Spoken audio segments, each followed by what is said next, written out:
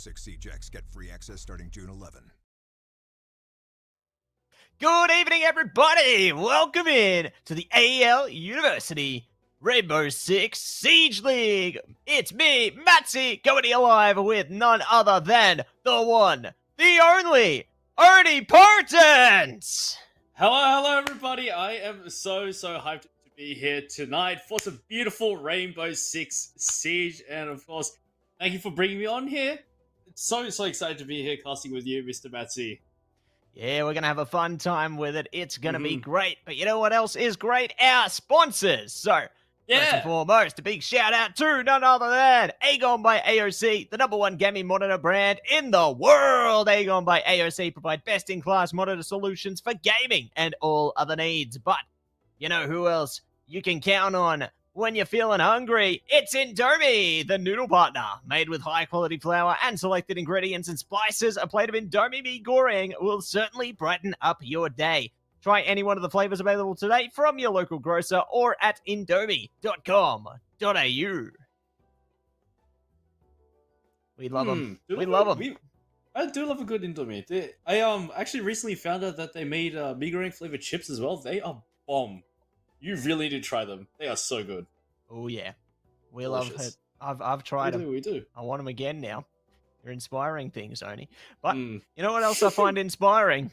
Our games. Let's take a look at what is going to be on the cards here tonight. We've got semi-finals all night long here. Starting off strong, it's UNSW taking on UNSW. Nah, it's UNSW Raw taking on UNSW HAL. So I'm sure there's going to be a bit of friendly banter in the server there. But what do we got to follow up here, Oni?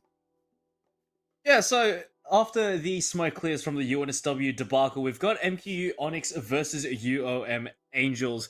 So, two teams are going head-to-head down to the semi-finals from worlds apart. New South Wales up against Melbourne. It's going to be a battle of the states here. It's going to be a battle of the ages. And it should be interesting to see what comes up and who's going to be making their way up towards the grand finals and who will be sent packing down to fight for the third place match. Mr. Matsy, it is going to be an absolute amazing evening, if I do say so myself.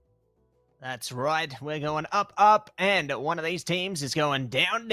And definitely excited for what the evening is going to bring here. I'm sure that the teams are pumped up, ready to bring their best, give it their best shot here. You know, in terms of what kind of operators are you hoping to see here, Oni? What do you think would be your favorite to come out of tonight? Right, so just for a little bit of context, I've been out of the ringer for quite some time. I personally picked up this game myself in 2017, back yonks ago, when Echo and Hibana first came out. So I'm a little bit out of the loop, but I'm slowly making my way back into it. You know, just trying to suss out what exactly is the meta these days. And from what I'm hearing and what I'm seeing, it seems like the shield meta has really come back into force. I'm seeing a lot of blitzes come out, especially on the attack, along with Montan, as well as sort of the solid steel wall to stave off any defense, and specifically more so on the defense as well. We've seen Clash come back after being released ages ago in Grim Sky. We sort of saw a bit of a lull period where we didn't see too much in regards to shields, but now Clash has made a big return and making a very big name in the team comps that have emerged as of late in the, especially up in towards the pro echelons of Rainbow Six. The shields are back, and I'm not sure how I feel about it, as the shields did cause me a lot of grief back when I first played the game, but I'm interested to see what comes out of the hat today. Yeah, I'm curious what's going to come out of it as well. You know, definitely fun to see, I suppose, a bit of a shield meta come through. I guess with that being the case, would you see like characters like Montag, or is it Montag? Monty. Really, just call him Monty. That's what we call him, Monty. Right. Monty. We're bringing out Monty. We'd love to see it. But yeah, I guess would you see more characters like that coming out of the mix, considering I think they've got the Riot Shield, if I'm not mistaken? Yeah, so basically how Monty works is he has a riot shield that extends to cover his full body from the front for about 90 degrees or so. So you have to hit him around the side, or if you get lucky, shoot him in the back. But, I mean, especially with that extended shield up and with how prevalent the shield meta is now, it really does put a lot more pressure on the defenders to have the utility to essentially just hold the shields back, as you're not going to be winning out in a full frontal attack against a shield unless somehow you manage to land a lucky headshot. But it's really all about utility these days. And from what I've seen so far, we've seen a relatively stable meta come out in the defense here. We've seen Smoke still being very, very active with his toxic smoke canisters as well. And we've seen Goyo quite a couple of years ago now gone through a bit of a rework now where his Vulcan canisters can now be stuck on the wall. So it's just all about area denial on the defense. We'd love to see it. Denial and aggression. But let's see who's going to be taking the ruthless aggression in the first instance tonight. It's the battle of the UNSWs. Will they roar? Will they howl? That's going to be the big question tonight. Who's going to have the better battle cry? But who's going to be behind them? It's Squashy, Legit, Bucket, UZ Holt, Woo, and for howl, it's going to be Zexy Rexy, Kraz, Waxy, Med, and Frosty. It's a pretty nice roster going on here. Pretty nice spread as well. So UNSW going up against UNSW. They've got to be up for blood. But if you're a fan of UNSW, I mean, you're surely going to be happy either way. I mean, at the end of the day, a UNSW team is going to win and make their way up into the grand final. So it's pretty much a win-win situation for any of those UNSW fans in the chat. I know there's always going to be a bunch of them in the chat. They're always quite active. But yeah, I mean, should be a very, very fun game as well. Looking forward to it. I'm looking forward to it as well, Oni. It's going to be a fun night ahead of us. I am sure we are going to be in for an absolute treat here. And I reckon the players are going to be bringing out the goods, you know. That's what I love to see out of our competitions here in AEL. The players always have such big energy, you know. There's a lot of unique personalities behind them. Definitely keen to see that showcased here tonight in our series of matches. Speaking of matches, I believe we are in for best of 3 endeavors, if I'm not mistaken. So it should be a lot of fun, you know, good opportunity for our teams to manage to really show themselves here and really give it their all. Yeah, 100%. I mean, Siege is just one of those games where it really does bring out the best and the worst in people. You know, you get shot through a tiny pixel in the wall, and, you know, sometimes you just want to go absolutely nuts. But then you get that 1v5 clutch ace, and it just feels like you're on cloud 9, just on top of the world. So, this game, it's going to be nothing short of absolutely spectacular. I'm hoping to see clutches. I'm hoping to see a lot of team cohesion come into play as well, because Siege is one of those games where if you're not coordinated, you're really going to struggle here. Now, I'm going to cut into the operator pick and bans here. This is also a really, really cool feature of Siege that I do like. And raw off the rip, got to be banning Blackbeard. Interesting decision. Yeah, looking to take that one straight off the table there. Now going to be pondering on their next decision. Who is it going to be on the chopping block? It is none other Monty. than Monty. There you go. We mentioned him before, and he's out of here. So the first map, got to be Nighthaven Labs. So Nighthaven is just one of those maps where there's a lot of entry points, especially for the attackers to exploit and put a lot of pressure on the defense. And with those breakable walls as well and the hatches available, and there's a lot of stairs on the map for a lot of verticality to be put into play. It's going to be a bit sticky for the defenders, and of course, Kaid, the first to go, is Electro Claws are quite versatile, especially in managing those hatches and managing those breakable walls. So no surprise to see Kaid is gone off the rip here. Now, who's the last one to go? It's going to be Fenrir. Interesting decision. Very potent defender.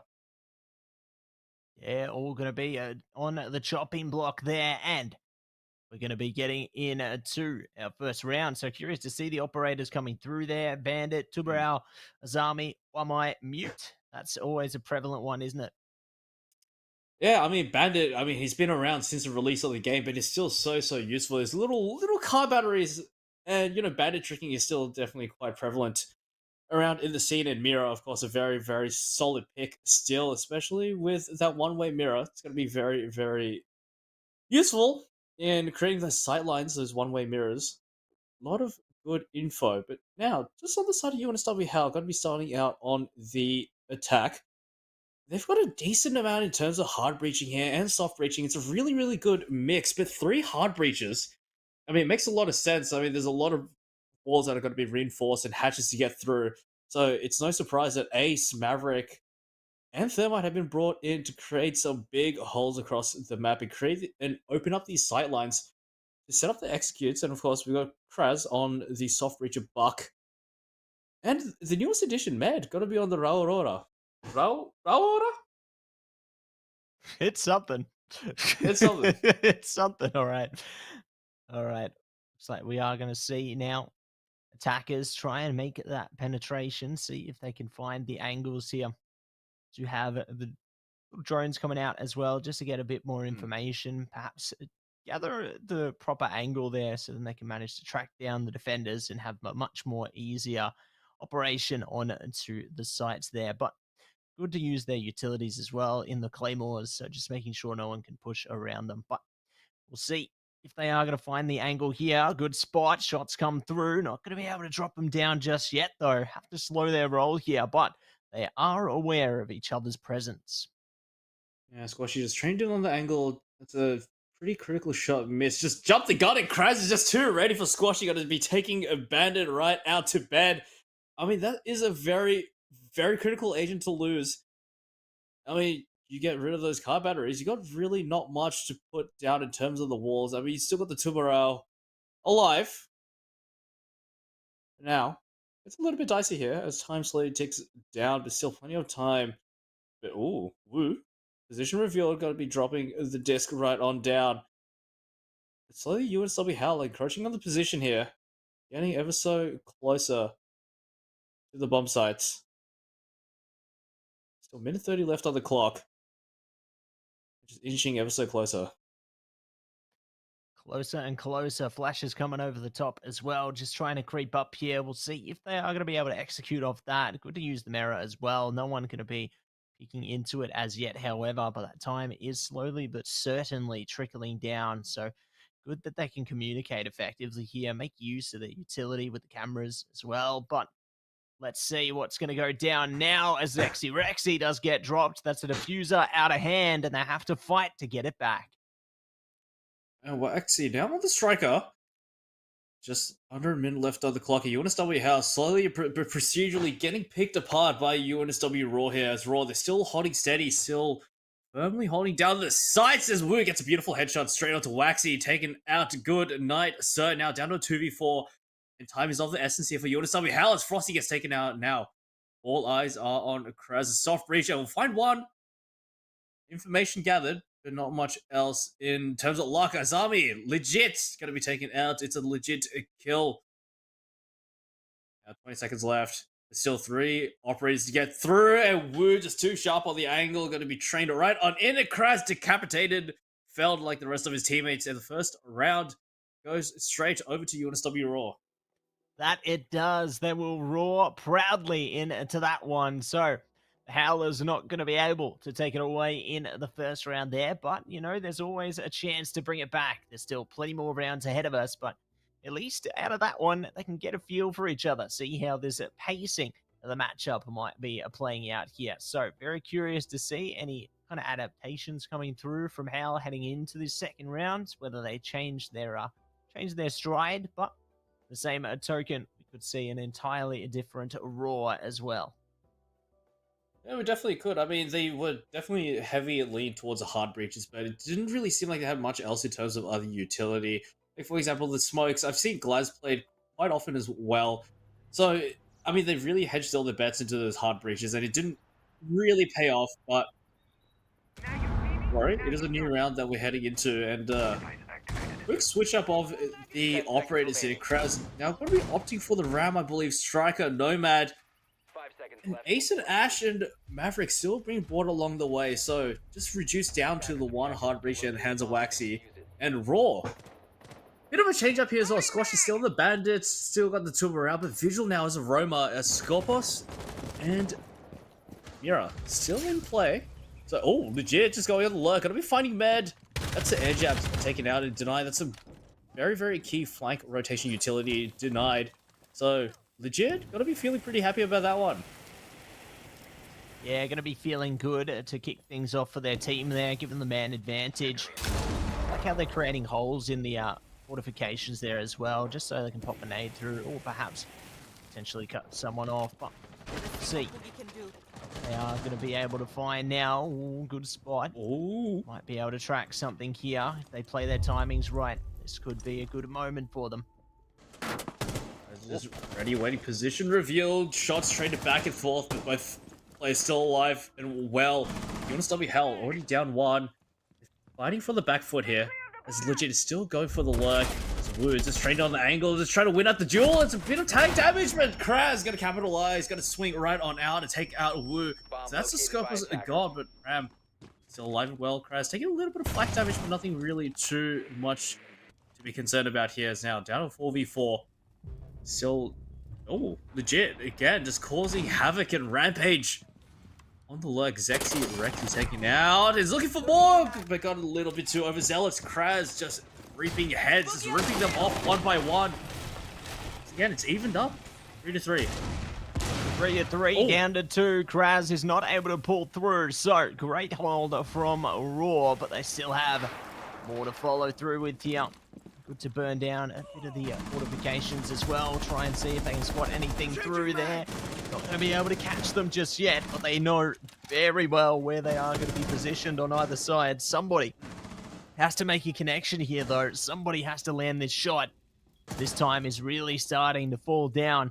The grains of sand are reaching the end of the hourglass. That time is truly of the essence here. As the rest of Raw, they're starting to get a little bit more active, a little bit more mobile here. It's Frosty and Waxy, they're just finding the time, just seeing if Raw will present any opportunity, any golden ticket for them to crack their way back into this one. Still, just under 30 seconds left on the clock here. As 2 morale, KFC going to look for a bit of a pick. A Squashy taking a little bit of flak damage, but still alive. Frosty and Waxy.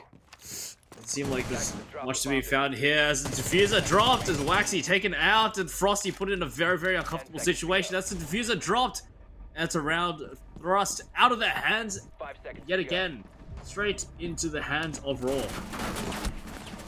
Yeah, gonna be feeling the Raw there, and it's gonna be round secured. Great final execution to come out, and they're up by 2, but let's see if Hal can bring themselves back into the third one now. Try and figure things out. Hopping in for their starting positions here as jumping onto the buck, ready to push themselves into action. It seems like Kraz is a very, very big fan of these soft breacher picks. I mean, Buck's been very, very synonymous with soft breaching for many, many years. Especially with that underbarrel shotgun, it's a very utilitarian tool. You create these little holes on the roofs, and he really does pride himself on his verticality, especially with that skeleton key. You can make holes pretty much anywhere and catch opponents completely off guard, just shooting them down from the heavens. It seems like UNSW Raw, they're opting for a relatively simple play here. Azami still as potent as ever with those knives. And Valkyrie going to be using the cams to get a little bit more information here, and Legion a good pick as well, and Solus also a very, very reliable pick here. But how? Still sticking with the hard breacher meta. 5 seconds left. Zexy Rexy potentially go with the Capiteo or the Zero. Are going to be opting for Zero, Mr. Sam Fisher himself. Still a hard breacher brought in the hands of Ace. And a Gridlock thrown into the mix as well. Haven't seen Gridlock in quite some time, I can't lie. But it seems like Al are very, very surreptitious, very, very concerned about flank potential, so Gridlock going to be perfect. Stop any meddling kids from coming through the rear. We'll see if they're going to be on the case, just like Scoobs and the gang. Look to hold things down here. Slowly but surely creeping up towards the sides, trying to see if they can manage to take a deep amount of map control. I think that they are utilizing the cams here as well, just trying to spot them out. But no one are going to be giving themselves too much as yet, still just pacing themselves effectively, waiting things out until the last possible moments here. This could be good in a second. If they can get the intel off this drone, they might just be able to zone something through. Yeah, it's just an information game. I mean, really, the first I'd say half of the round is always just a very, very tense information game, just droning, just trying to gather whatever and anything that they can. Soul is trying to gather some more information here, but it's going to be Waxy to get things kick-started. KFC go, Bucket taken out to go. Oh, Trader right on back, Legit, got to be fighting Med. Key utility taken out as Legit goes absolutely huge. That's nice series of kills, headshots all around. And slowly but surely, UNSW Howl are at the mercy of Legit, who's just rampaging through a quad kill and on for the ace. Now, Kraz, last man standing. Needs to be very, very aware of Legit, who's currently on an absolute reign of terror.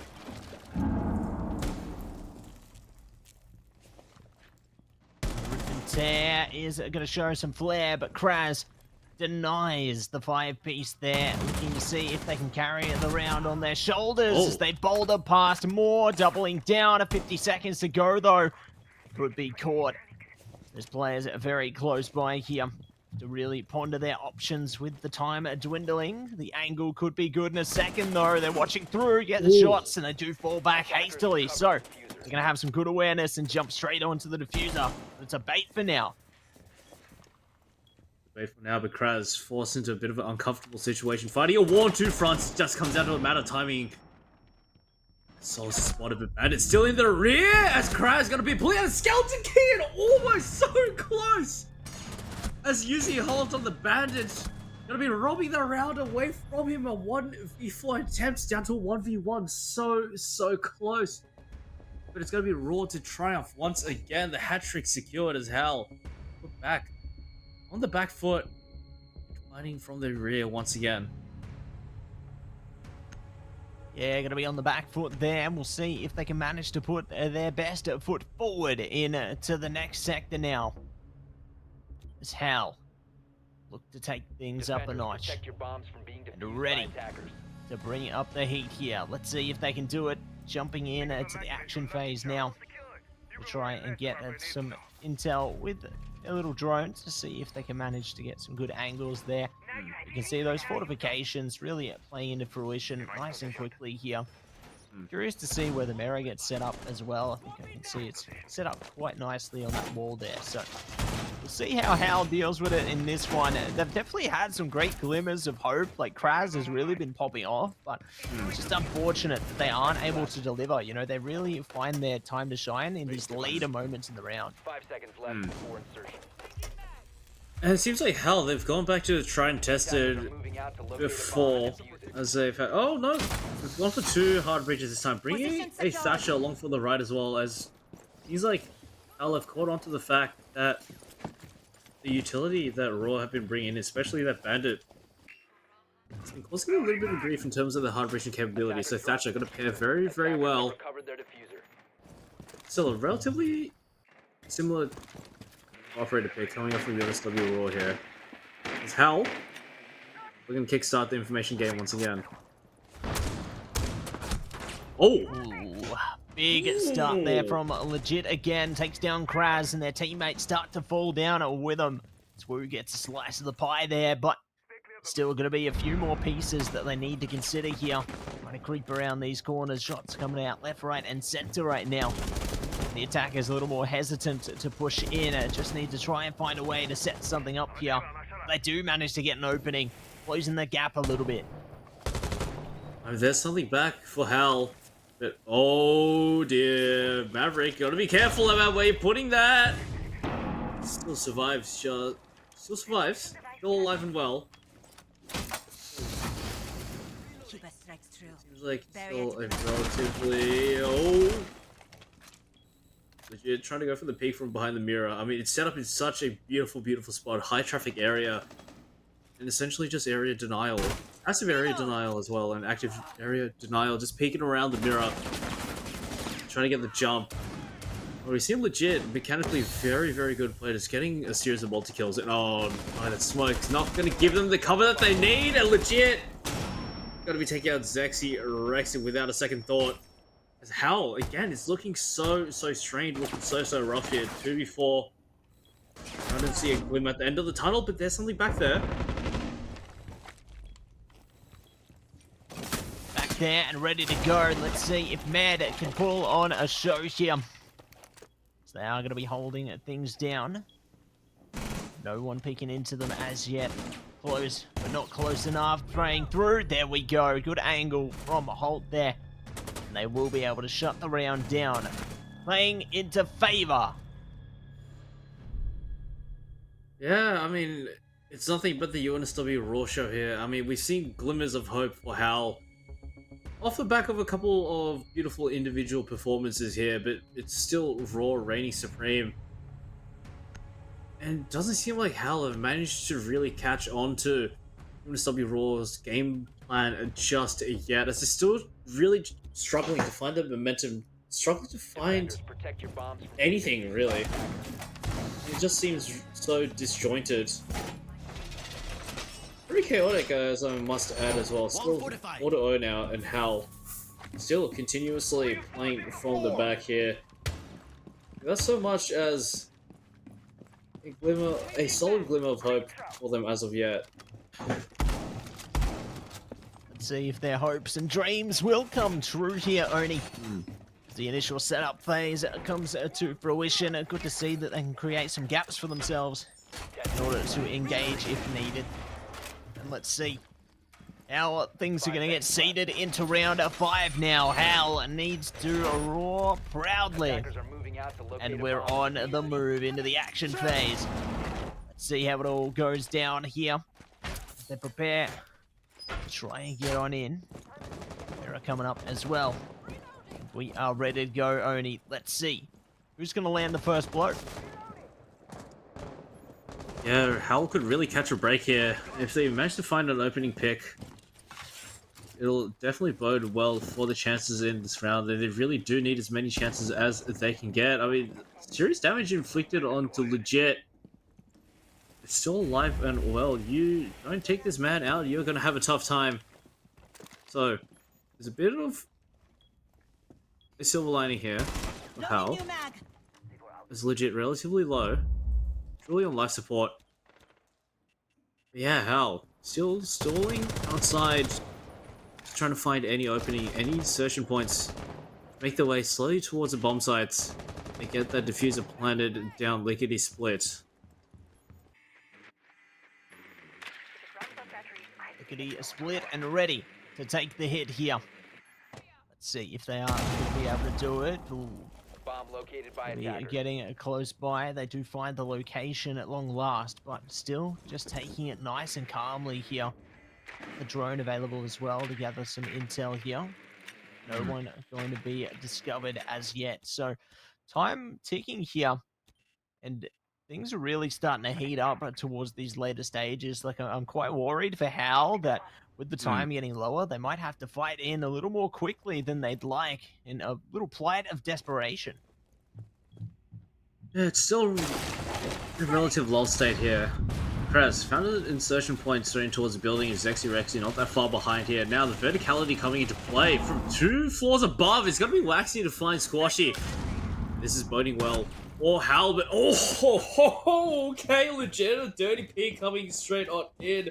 Gonna take Prez's head right off. Didn't even get a chance to shoot back. That's exactly what I've been saying. You leave Legit alive, he will take a head right off, and the zombie barrier is coming right on in. Beautifully placed as well, as I might add. Gives Legit the ability to play around it and play off of these very odd angles.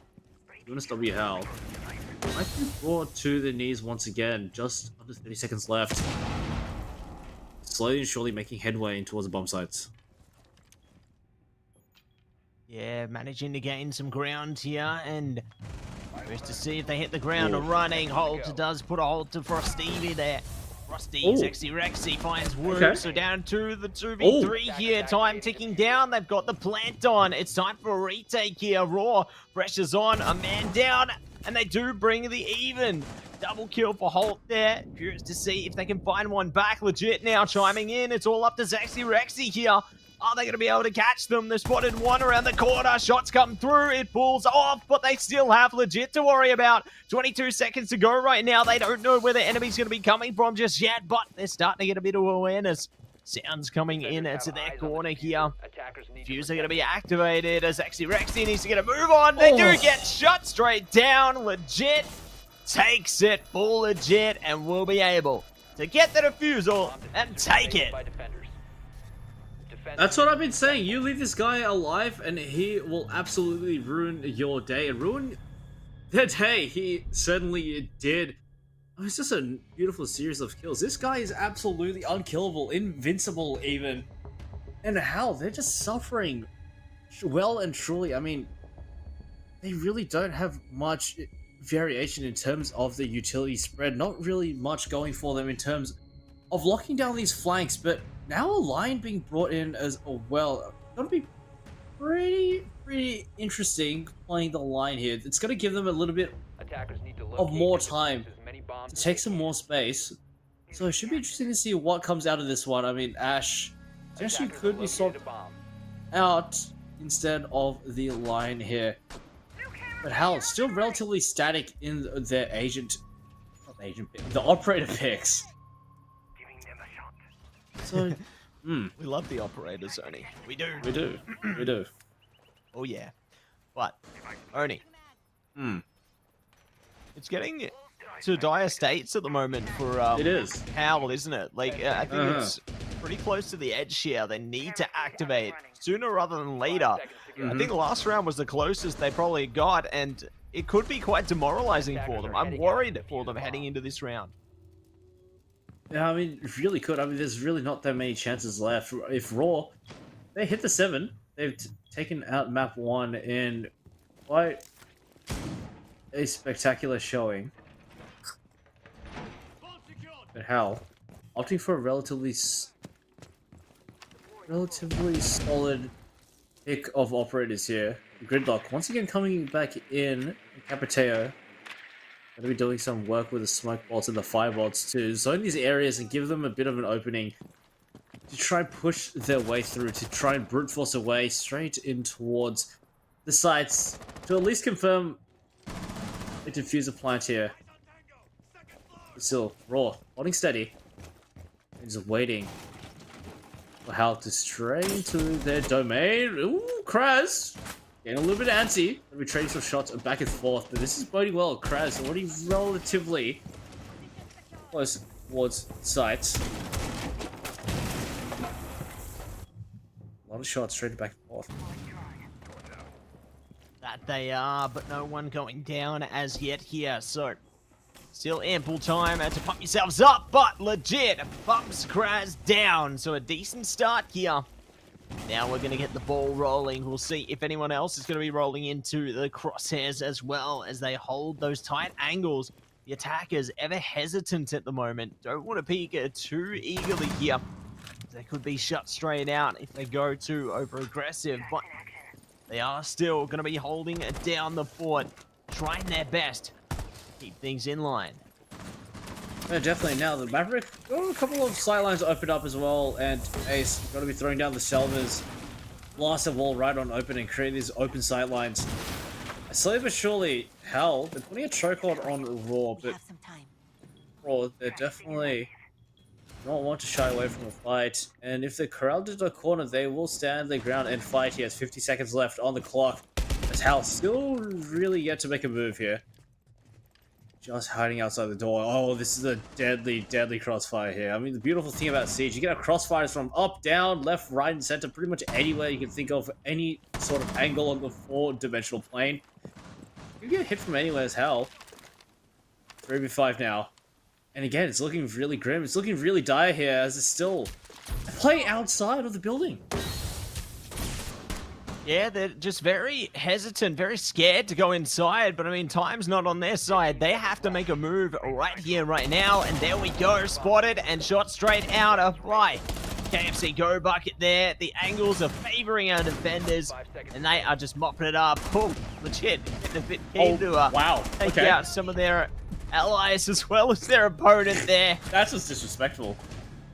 My gosh. Wow. Maybe just on the edge of their seat, you know? They're mistaking the teammates for the enemies. Just bloodlust, I guess. Yeah. Legit's Just hungry keen. for blood. Yeah. Doesn't matter Like a who it lion. is. Yeah, exactly. That's why they're roaring, you know? Yeah. Oh, I'll give you that one. That one, mildly funny. I'll give you that one.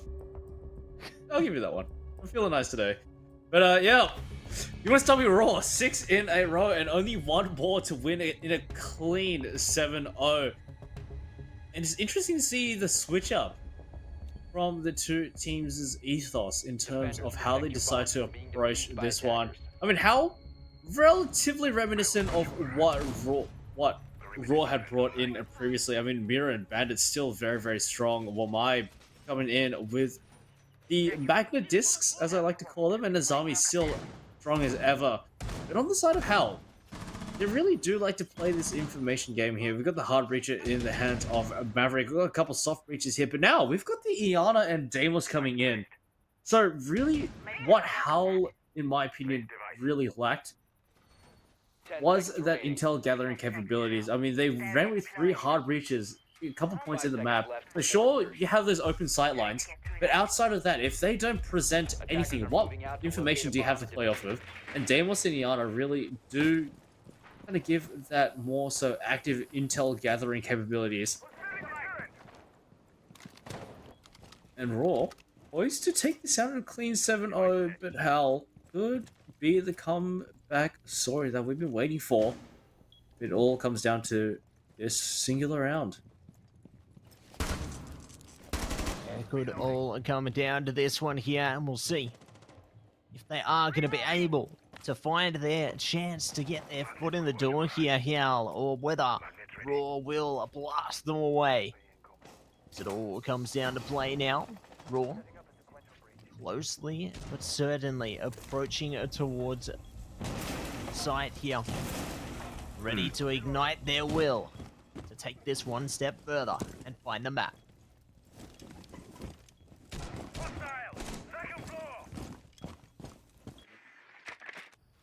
Yeah, just still trying to gather as much information as I can, just slowly procedurally working the way through.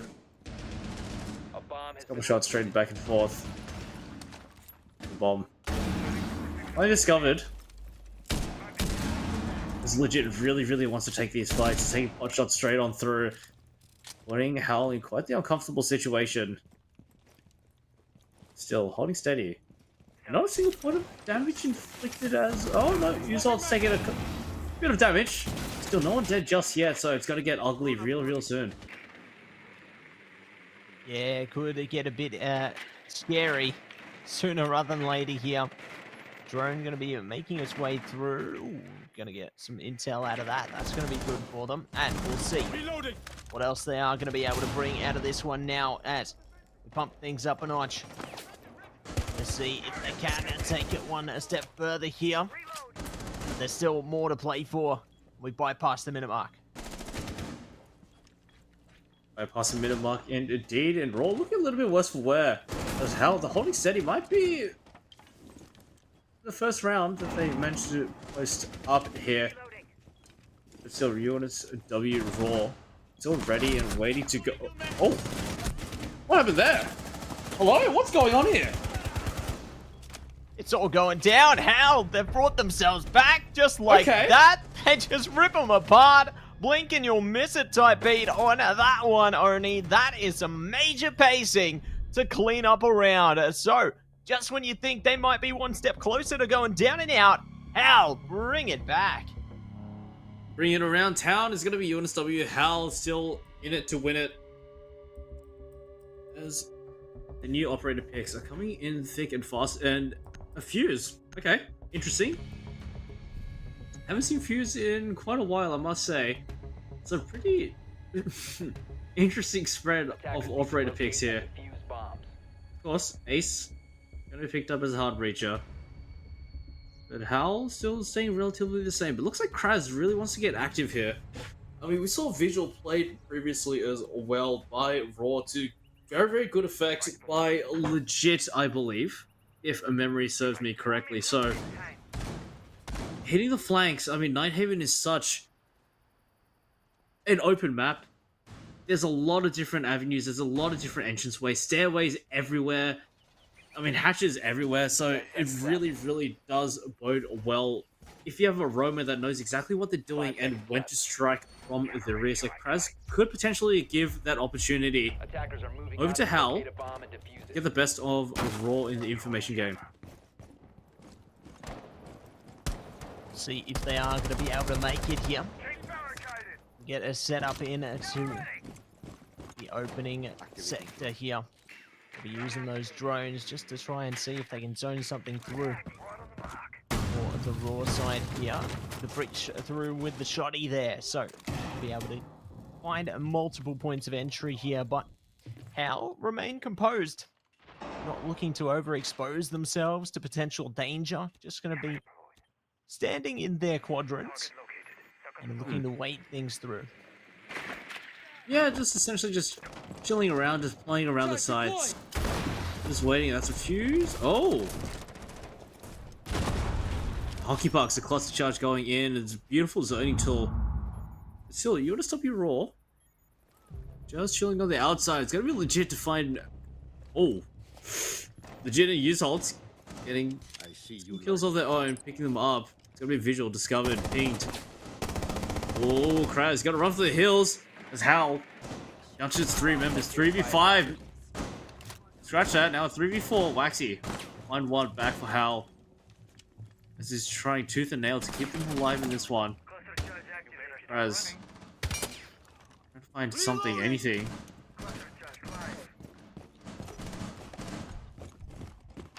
Are they going to be able to do it? It's going to be the thing, isn't it? But here we go. Trying their best to take something here. Frosty's down. Waxy to follow. Things looking great for Raw at the moment. It's all going to be up to Kraz.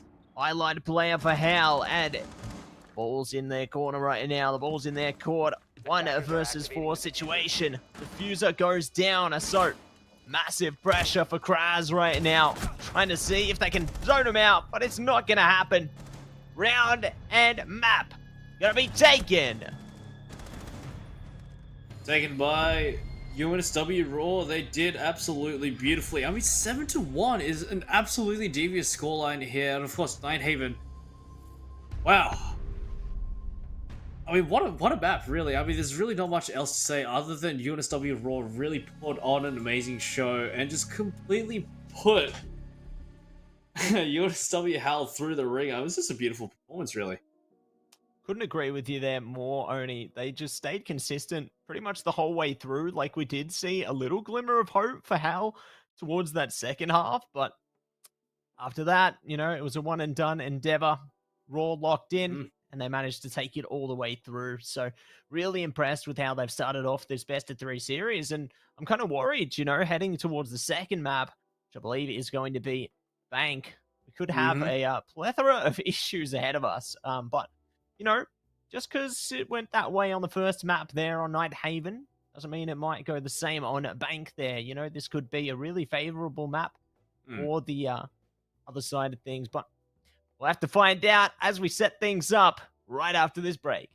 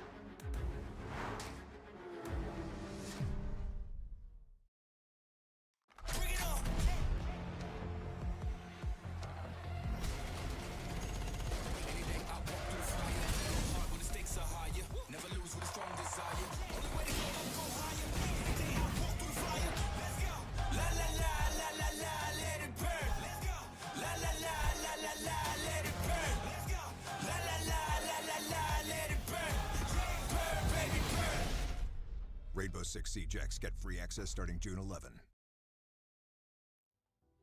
Welcome back, everybody, to the AEL University Rainbow Six Siege League. Ooh, had a bit of a tongue twister there.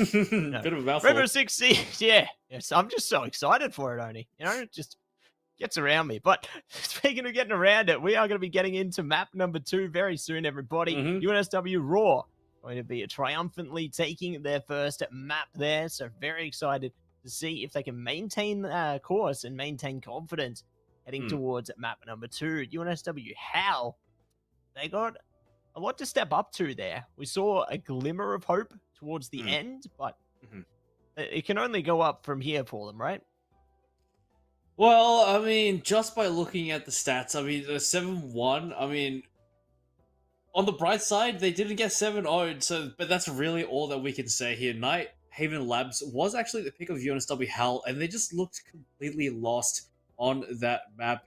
There wasn't really too much in terms of cohesion. Also, the operator picks were a little... They need a little bit more spice, a little bit more something to keep them going. I mean, 3 hard breaches, sure, you're going to be making holes in sight lanes everywhere, but once you do, what else? What else do you have? What other utility do you have to make your way, to make headway, to get that diffuser down? Because that is the crux of the game. Get the diffuser down, diffuse the bomb. I mean, the hard breaches can only do so much. The hard breaches can only get you into the sites, and sure, the soft breaches can create the verticality as well. But what else do you have outside of that? Not much else. And that's what we saw transpire on Night Haven Labs. I mean, 7-1 is quite the devious scoreline, I must say so myself. But we do go into Bank now, which is the territory of UNSW Raw. So they're looking to bankroll their way straight to a 2-0 knockout in the semifinals. It should be interesting to see if HAL has something left in the tank to try and keep themselves going, because I do not want to see a complete blowout of a 2-0. Neither do I. You know, I really hope that this match has the potential to recover and potentially go all the way to a game 3, because I think both teams deserve that. You know, I think both teams deserve that. But no roster changes going to be coming through there. Both teams are going to be staying consistent through this one. So love to see it. Highlight players out of that first map already. You know, you think legit, massive impact there on the HAL side, Kraz. But we did see some of the other players really make a statement as well. Like I saw that UZ Holt was definitely one to watch for. And yeah, I think that you can see there was a lot of team cohesion coming out from UNSW Raw there. So I'm hopeful that into this second map, we really do see a step up from HAL. Yeah, I mean, also, Bank is just one of those maps that has been around for so long. So teams are relatively still familiar with how Bank works. If memory serves me correctly, I don't think Bank has been reworked at all. So it's been pretty much the same since Bank first came out. When Rainbow Six Siege first came out all the way back in 2015, which is absolute ages ago, 10 years, and the map has gone through pretty minimal changes. So it's still pretty much the same. So surely the HAL players are well versed in how Bank works, especially in those windows outside. Should the bomb be upstairs in towards the CEO office and the conference rooms, playing the outside angles is going to give them a lot of oversight. It's going to give them a lot of overwatch.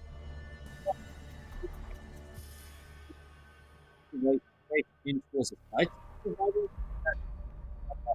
It's going to be Raw actually now starting out on the attack and HAL starting out on the defense here. And just by looking at the Raw stats, Bank, it's a relatively even split here, slightly skewed towards the defense at a 52.28% win rate and 47.72 on the attack from the most of the professional leagues, of course. So it's pretty much an even skew, slightly towards the defense. So HAL looking to capitalize off of that, but Blackbeard already gone off the rip. And who's going to be next on the chopping block? It's going to be Monty. Not very surprised. Bye, Not very Monty. surprised at all. Bye. Yeah, very similar operator bands coming through here. So curious to see if it goes similar pretty much the whole way, you know. They've got a little bit more time to ponder on this one. A little bit more time to see what they can manage here. It's our last pick going to be on the... Yep, there we go. It's gone. All right, what's next, Oni? Same as before? What's the prediction? I would hazard a guess that it was Mira. There we go. Oh, see? Oni, you're a What did I psychic. tell you? What did I tell you? I mean, Mira is so potent on this map, especially down in towards the basement, in the vault, and upstairs in conference room, where if you stick a Mira down on the back wall of the CEO office, you can see straight in towards the stairs, and you get a lot of oversight. And just playing those little ratty angles, I mean, it's so surprising Mira is gone and dusted out of here. But pretty interesting. Actually, not really. A relatively bog standard pick in terms of the operators, especially on the defense here. Like I mentioned before, with Goyo, Smoke, very key operators here on a bank in funneling out the choke points here as bank. It's a very restrictive map in terms of actually entering in towards the sites, as the choke points are very narrow. So having that Goyo canisters alive, and of course Smoke's toxic babes, is really going to put a lot of pressure on the attack. Now, taking a look at the attack as well here. Jackal coming in the hands of Squatchy here, and a Blitz as well. I mean, the shield meta well and truly alive. And Hibana has a hard breacher as well. She offers a lot more utility in terms of the hard breaching capability. And we've got Deimos and Gridlock locked in as well. So a relatively nice spread coming out from UNSW Raw here to counter UNSW Hal. And of course, Jaeger will going to be kidnapping those nades every day of the week. So in terms of the picks, I rate them. I like them. It just all comes down to who can shoot better. That's right. Who can shoot better? Who can hit those shots? Hit the bullseye. That's going to be the big question here. And we'll see who's going to be able to find it. Good to find that camera there. It's good that they're scoping things out, breaching through the walls slowly but certainly here. Trying to see if they can scope something out. A Squashy prepared, going down the stairs slowly but carefully. Rexy does open the account though. Hold is down. They're looking to see if they can take a point on to another. Right around these corners, there's going to be an enemy so close by. Ooh, they're peeking into it, trying to get the shot through. Not going to be able to catch them just yet, but they're ready to play peekaboo. The ping comes through, but legit sets it off and pulls ahead. Well done. Yeah, the Deimos marker bearing his death now. Is that 4v4? I mean, Usolt getting taken out Blitz. It's quite the nuisance to get rid of. And, ooh, Squashy. A lot of bullets there, so trying to pre-fire the angle, but not going to be finding the mark that he also intended. But KFC already down on towards the site. There's Deimos joining in on the scrap as well, and they're just hanging outside at the gates. But Kraz going to be taking out Squashy. I think the Jaeger, still an old dog, can learn some new tricks here. Now, Hell got the advantage. Still plenty of time for Raw to work with. Yeah, plenty of opportunities and time to play with here. See if they are going to be able to use that time wisely. There we go, but util coming out as well. No one pressing on ahead just yet. Like this elevated angle as well. You know, I have the high ground. We'll see if they are going to be able to hit the ground running here. Drone coming through as well. That's good. Ping them out and try and get that information as quick as possible. Creeping in now. Time is ticking here. They might just find it. I like how they're prone here. See if they can manage to get someone. There we go. Legit. Back on track. On for the double now. And they're on the side, Oni. And they're ready to go. They are indeed. I mean, legit playing those high-low angles. Just trying to cut off the rotates to ensure that no one strays in towards the domain once they do get that diffuser down. And from a position of weakness, now they find a position of strength. As Frosty and Kraz forced into a bit of an uncomfortable retake here, as Legit is going to fight Kraz, and Legit is on an absolute tear. We're going to find Waxy. Still a lot more to find, and the attackers, of course, are going to be winning that one out. Post plant holds steadfast. The defense completely ripped apart. as how they're feeling the heat very, very early on here.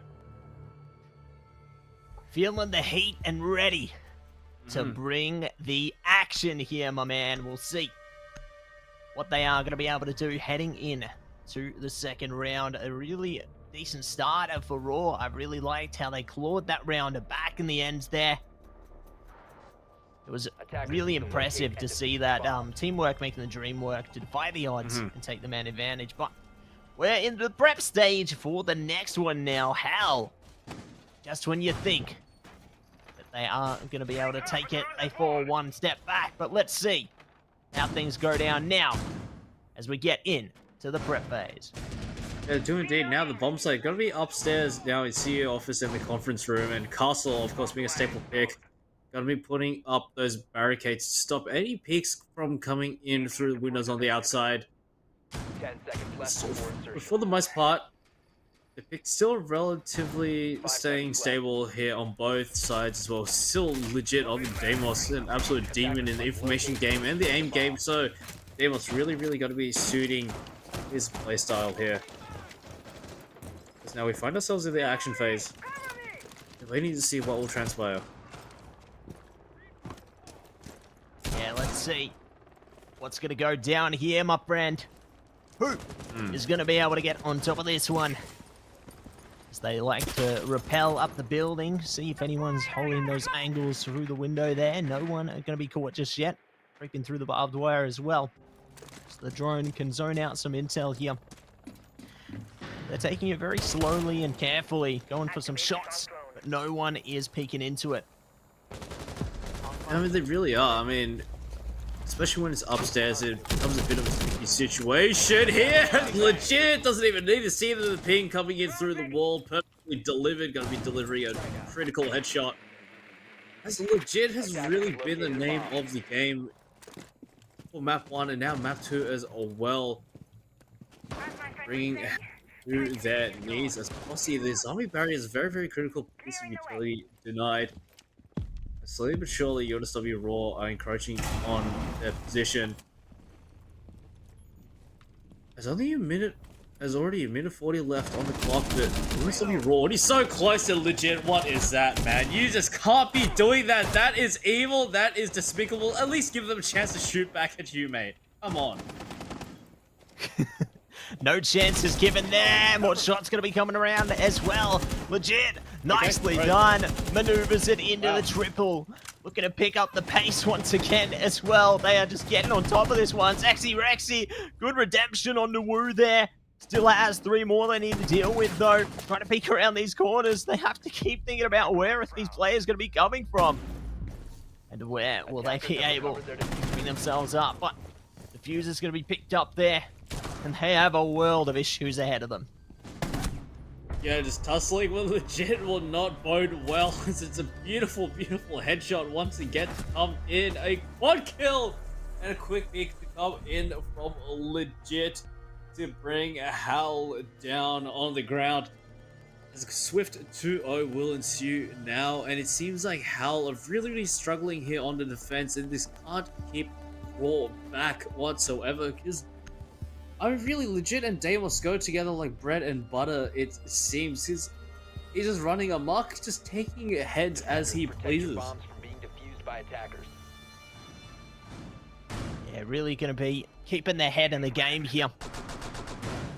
Really looking to see what they can maneuver. Let's see what they are going to be able to do now. I like how they're setting up the angles again, you know, got those shotguns to really make some big chunks in the walls there so they can keep a scope over their defending side a little more effectively here. But we'll see what comes of this one, you know, whether those drones are going to be able to find some juicy information as well as we get closer and closer to the action phase now. How are going to be ready to defend, but Raw are going to be ready to fight on and bring up that energy. And here we go, Oni. It's time to get cracking once again. Yeah, it's time to get cracking indeed. And UNSW Hal really need to get cracking pretty soon. Otherwise, UNSW Raw, they're going to build up the momentum to keep this one going, because once they're on the ball, they will absolutely not go, and they will roll on like there's no tomorrow. Now the sightline's established due to the help of the shotguns here, but legit going hunting as he pleases. Slowly droning things out, just sussing out the area, just making sure that there's no roamers around to ruin their day. Deploy the shield set up down on the stairs. It's legit. Ooh, the team's selling a lot of noise, making a lot of noise to allow legit to push up down in towards sewers. I think Discord and Chaos here. Ooh, it's gonna be KFC to get the first kill straight onto Med. And Raw again with the advantage. As found as well by the Jackal pings here. It's not looking good. They're slowly but surely losing the information game and the end game here. See who's going to be able to take it in the end game. Good to take scope over the vision there, but no one is going to be caught from it. So, Raw, ready and waiting now. Good to take out that utility. Ooh, nicely done by Legit and Squashy there. Bouncing into it. And they will be able to engage. Still, 2 more remain here for Hal. They haven't been able to fight back successfully yet, but they're still got their chance in the sun. Waxy goes down. Frosty is good for 2. Now we're talking. Getting back in action. Just over a minute to go here. Let's see if they get a bad good shots. Frosty! Nice tap through the ankle. Takes it down to the 1v2. Diffuser going to be set up though. This could be problematic. We'll see if Frosty has it in him. Oh my gosh, they got another one! Frosty is on it. Great util, yeah. No way. There's no way that Frosty turns his 1v5 into a 1v1 here. The spike. Not the spike. The diffuser. Oh. I can't believe I've done that. Oh no. The diffuser. Take it out, and now Squashy forced into a bit of an uncomfortable situation here, but Frosty is so low. And what to do here? Squashy's got to be feeling it. Feeling the tension in the air. Only 17 seconds left as Frosty trained in. This diffuser will go down, but Squashy forced off of it. Oh, this is tense. Oh, this is straight, and Frosty, what is that? He's done it. I can't believe it, Oni. They managed to pull it off. This is the energy that I wanted to see from Hal, and Frosty brings it up. They're Frosty in name, but they are bringing the heat for Hal there. Absolutely demonic out of that one, and that has got to be boosting up the team's confidence tenfold. We'll see how they play into this next one now, because that is a major momentum shift. Exactly what you want to be seeing. And let's see how Raw responds to that one now as well, jumping into this next round here. Hal onto the prep phase, ready to get their fortifications up and running. That util in position and gunning for another successful defense. Yeah, but I mean, it was beautiful. I mean, Frosty just pulled out an ace, just literally out of nowhere. But again, you can't be relying on these individual performances to carry you through these rounds. It needs to be a concerted team effort. You need to put together something cohesive and the best foot forward from all 5 members to keep this one going. I mean, sure, I mean, it's a very, very nice victory to have. But you're gonna need something a little bit more consistent. Yeah, gotta have something a little more consistent. You can't just rely on one-hit wonders there. And we'll see if they are going to be able to find tried and tested approach here, find something more conclusive. As we jump in to the next sector now. Drones. Good to try and get scope of the situation here. Not going to be able to find their opponents as yet. They can see them blasting through walls though, so that's going to be a good indicator of where things might just be going down. But still into that early setup phase, aren't we? You know, gunning for map control and trying not to get caught out while doing it.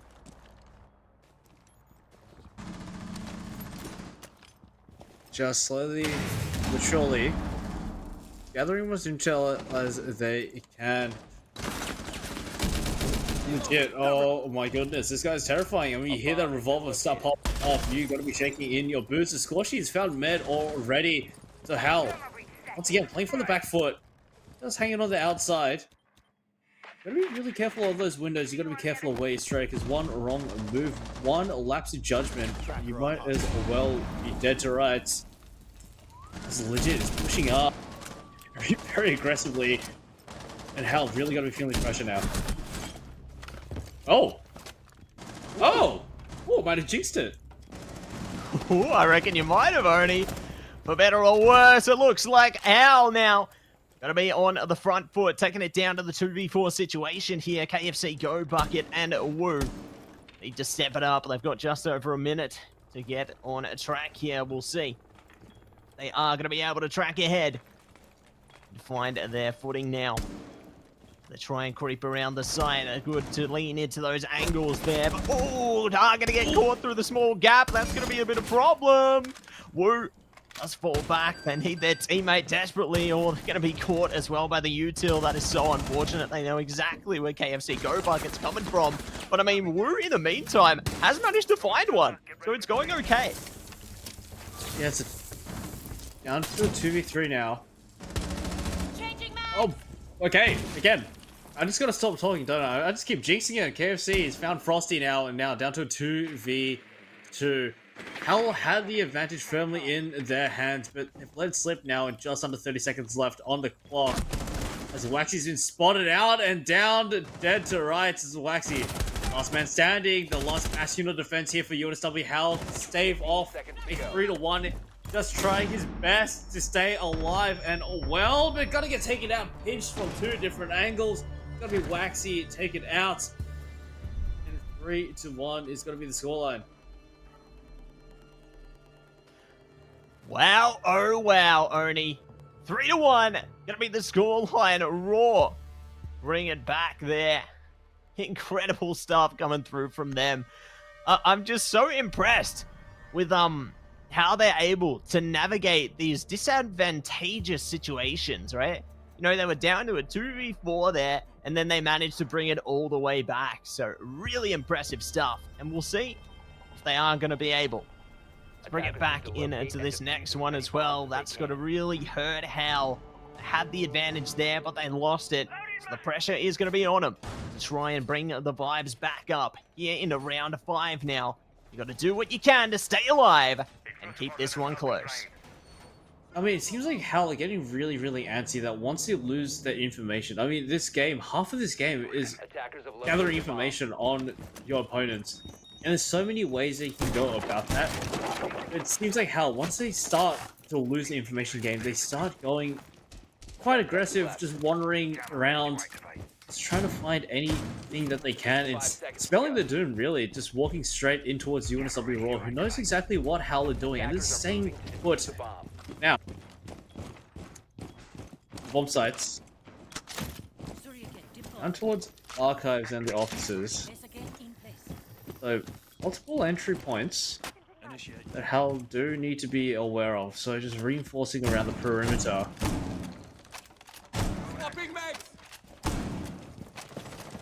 Yeah, looking to see if they can keep the vibes up here. Try and scope out at the perimeter.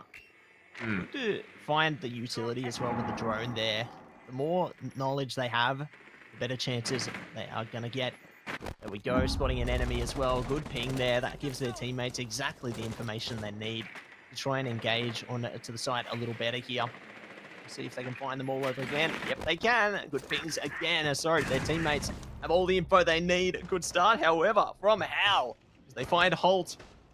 Look to see if they can hunker down and find another one. Oh, they spotted him, but they're not going to be able to get the shot through there. That's still great information for our defenders here. Yeah, Med jumped the gun a little bit too early, but it's going to be legit. There's on the lurk, got to be finding Kraz. Just looking the wrong way, just too deadly on the Nook. Just silent stepping his way right on through. I mean, the gadget ability, aptly named Hell, I mean, legit is giving them absolute hell. I mean, it's been 4 rounds. It is already 10-2. This guy is an absolute demon on the sticks right now. And legit, he finds another. He just finds Frosty, this lurk. Rome is just absolutely deadly, and they're just walking right into it. Yeah, they're walking right into it and are gonna be feeling the pain, to say the least there. Absolutely feeling the pain, but I think Legit is looking to bring some of that pain now. They're so close to the site, ready to engage onto anyone holding close by. Let's see if they are going to be able to spot them first right through that hole in the wall. There is going to be trouble waiting for them, staring them down. Legit goes. Good trade coming out from KFC Go Bucket, though. And we're onwards to the 3v2. It's really picking up here, Oni. I mean, it really is. Just a little bit of time left, but oh, Zexy gonna find KFC just forced out of the angle now. Oh, okay. Squashy gonna be fighting Waxy, and now Zexy, Rexy gonna be in for a world of pain here. Very doable. Squashy down incredibly low. One well-placed shot, and he's a dead man walking. But woo, different story. Still very, very healthy. With AK-12 still in hand as well, a very, very potent weapon in the right hands as Zexy. Needs to pull off a 1v2 clutch here to keep them alive. It doesn't seem like there's much opportunity left for Zexy as the time slowly ticks down. It's ticking away. He's trying to find his way in, just try and find anything, but we're just playing a higher angle. Gonna be jumping up on top of the printer. Gonna be taking out Zexy. Beautiful, beautiful stuff. No printers here, just facts. Yeah, just straight facts being brought out there, and they are bringing out the power time and time again here. It's looking really, really good coming into this one, Oni, and eager to see how things go down once again now. Jump into the 6th round here. UNSW Raw looking to try and claw ahead even further as we guide our way closer and closer towards the second half here. But see what they are going to cook up. And I'm already liking the preparations, like those shotguns. They're just so fine, aren't they? You know, just so satisfying to see them break the walls down. It's kind of like going into a rage room, isn't it? I mean, it really, really is. But I mean, to the untrained eye, it just may seem like they're just blowing random holes open. But I mean, Siege is all about information, right? You want to establish these long sightlines, and you want to establish a easy thoroughfare through the different bomb sites as well.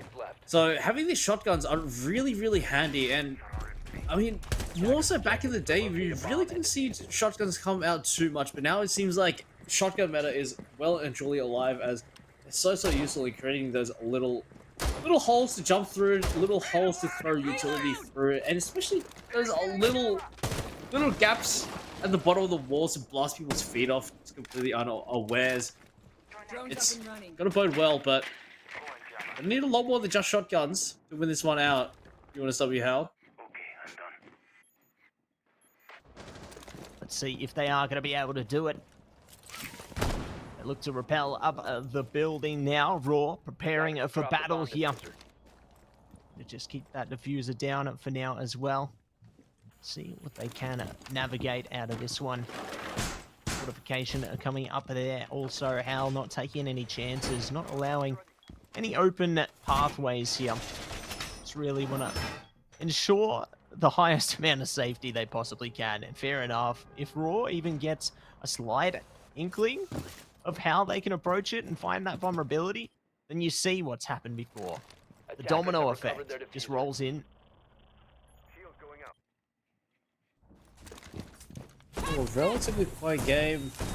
It's gonna be the hatch blown on open. And oh, they're just jumping right on in. And it's got Zexy Rexy in for a bit of a nasty surprise. It's jumping straight in down towards a vault. You blink and you miss that one. It's a lot of action very quickly there. But Zexy's still alive, and Wax is gonna find one for himself as well. Shots coming in left, right, center. It's gonna get traded right on back, and Zexy, the beautiful kills coming right on in, but it's gonna be a legit last man standing. That hatch jump down, not going as a plan for Raw here. But if there's any man to leave behind in the clutch to pick up where his fallen comrades had left off, it's gonna be legit. It's gonna be a legit. It's gotta be. the one to take the hit here, and we'll see. They are going to be able to find it now. If you can rely on someone in a clutch, it's legit. But they get scoped out, distracted by the camera there. The angle works out brilliantly. So, amazing stuff coming through from Hal. They do manage to find one back just at the side switch here. So good to see that they've managed to already exceed their record for this series. They're on 2 rounds now. With that, they might even be able to go for more. But let's see how things go with Raw now. Going to be in the defending side, and Hal in the driver's seat for attack. Does open up a plethora of possibilities. And I mean, if you're going to be having to push in towards legit and the squad there, you got to be bringing a absolute ton of firepower if you want to get through that Iron Fortress. Yeah, I mean, you want to still be Raw. They've really shown what they're able to do on both attack and defense. And a relatively simple setup though, but it's quite an effective setup. Of course, Castle coming back in to reinforce the conference room and the CEO as well. But Azami, Jaeger, and Valkyrie Bandit come in to assist. So they've really put up the Iron Dome here to keep UNSW Hal out. Hal! There's enough information to work with here. They've got the Grim to set up the flank watch with the swarms. And Flores coming in as well. It seems like Hal have realized, or are very acutely aware, that there's a lot of pesky utility around, so having the Flores drone to float right on open is going to be very, very useful, especially with those Jaeger ADSs. Yeah, absolutely. They're going to be able to have a bit of a swagger in their step, aren't they? And we'll see. They can manage now. I like how they set up their defaults, right, on to the utility, onto just each entry point, you know? Navigating around the windows there, the stairs. It's always so impressive to me to see all the different creative points players have there. But speaking of creativity, let's see how creative Hal are going to be to try and engage onto this one. I like how they're just rappelling down, giving themselves an escape avenue in case they do get scoped out through the windows there, but not going to be caught just yet, although those bullets might be problematic for them though, but do manage to get away for now. Get away for now, and that's Zero with a big Overwatch with the cam. If we're spotted, getting pinged. Don't know where they are, but his army's still holding strong. It's legit. It's been an absolute iron wall, the fortress, if you will, down in stock trading room. Just waiting and chilling, but shots trading back and forth here. But Hal still not making too much headway to get closer towards the objectives here, but it's going to be mad to find Squashy first. And Frosty, you got to find legit. This may be the opportunity Hal we're looking for. This could be the major moment, the opportunity, like you said, and they are going to try and capitalize on it to close that gap. A bomb has been located. Let's see. They are going to be able to make this work. Hal can have a scope over where the site's going to be now as well. 3 players they need to deal with. Ooh, shots coming out there from Wu, trying to see if they can catch anyone to try and push in. Time trickling down here as well. It's going to be an issue. But let's see if they are going to be able to take that issue head on and overcome it. Take the issue head on and overcome it. Surely they will. As team kill coming in, and a nice series of kills coming in as Hal. They may have very well dropped the ball here for the first team kill. It's going to be the defenders to win out. Guys, how can you let it slip like that? That is foul. You should not be losing that one, guys. You had the advantage. It's tough, isn't it, Oni? Like, we've seen this almost too commonly in this matchup where the odds are stacked against UNSW Raw and something just snaps, something just activates in them, and then they're able to take these situations off with such prowess, such vigilance, and they manage to bring it back and coming out on top. So I guess it's a question for Hal of how do they try and prevent these kinds of things from happening again, because if it happens too many times, that could be game, set, and match. They can't afford to slip up any longer.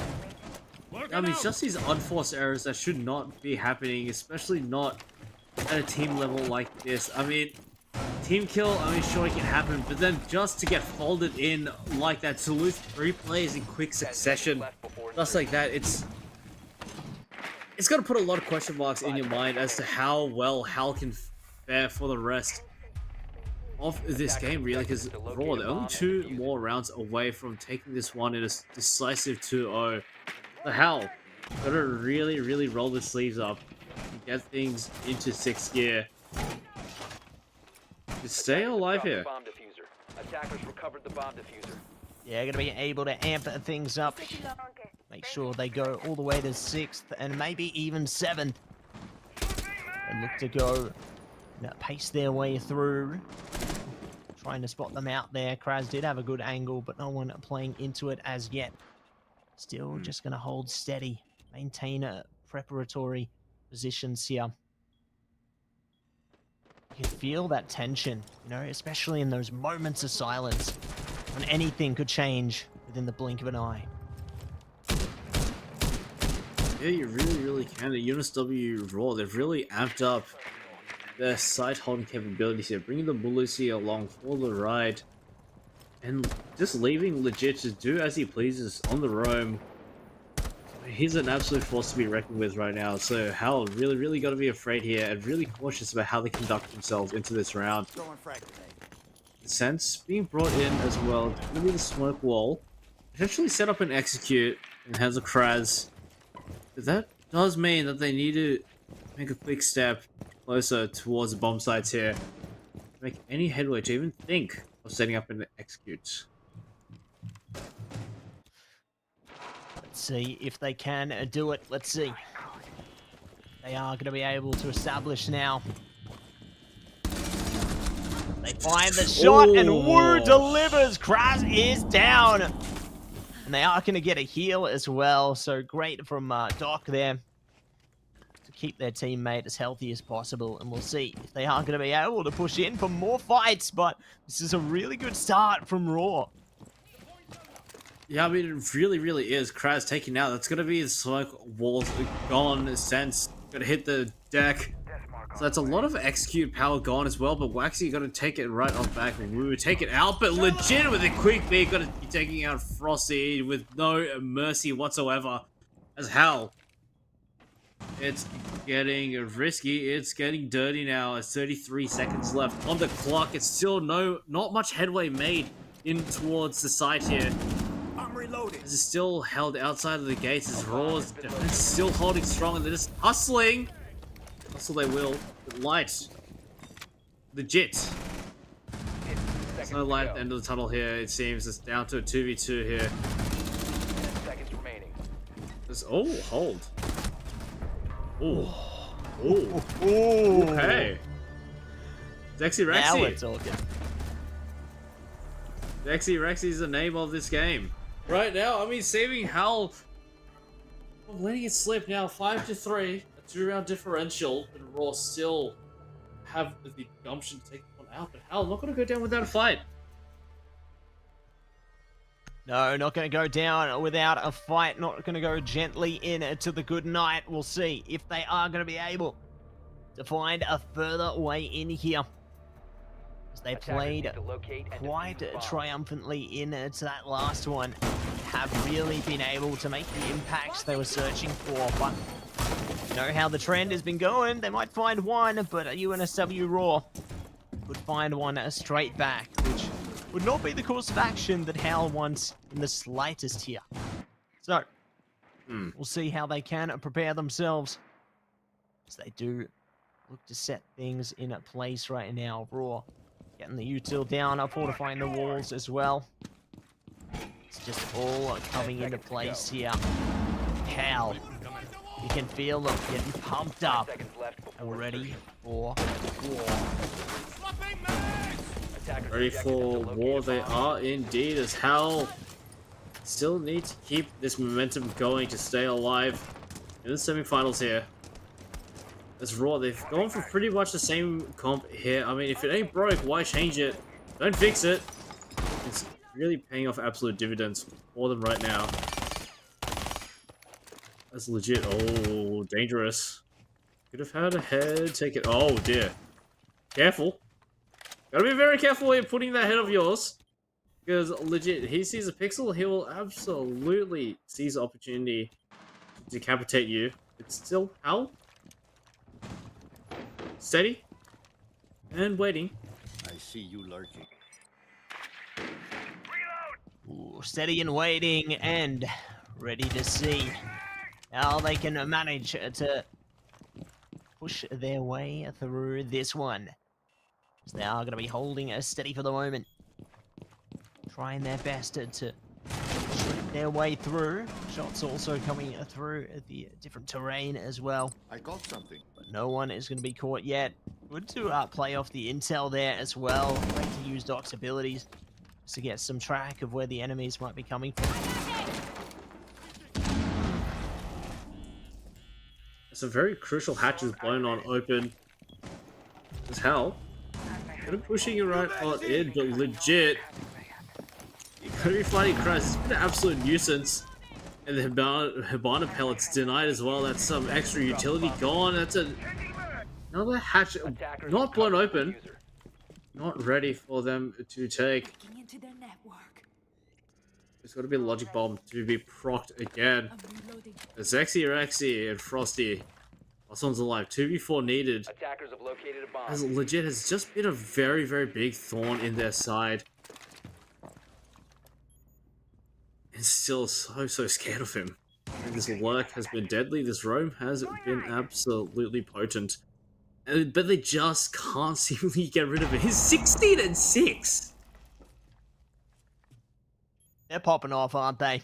He is. Just Well and truly. doing work. Bringing out the OniPotence special there. We'll see what they are going to be able to bring into this final sector. Only moments remain, 25 seconds to go. Hal need to get a move on or they're going to get shoved out of this one.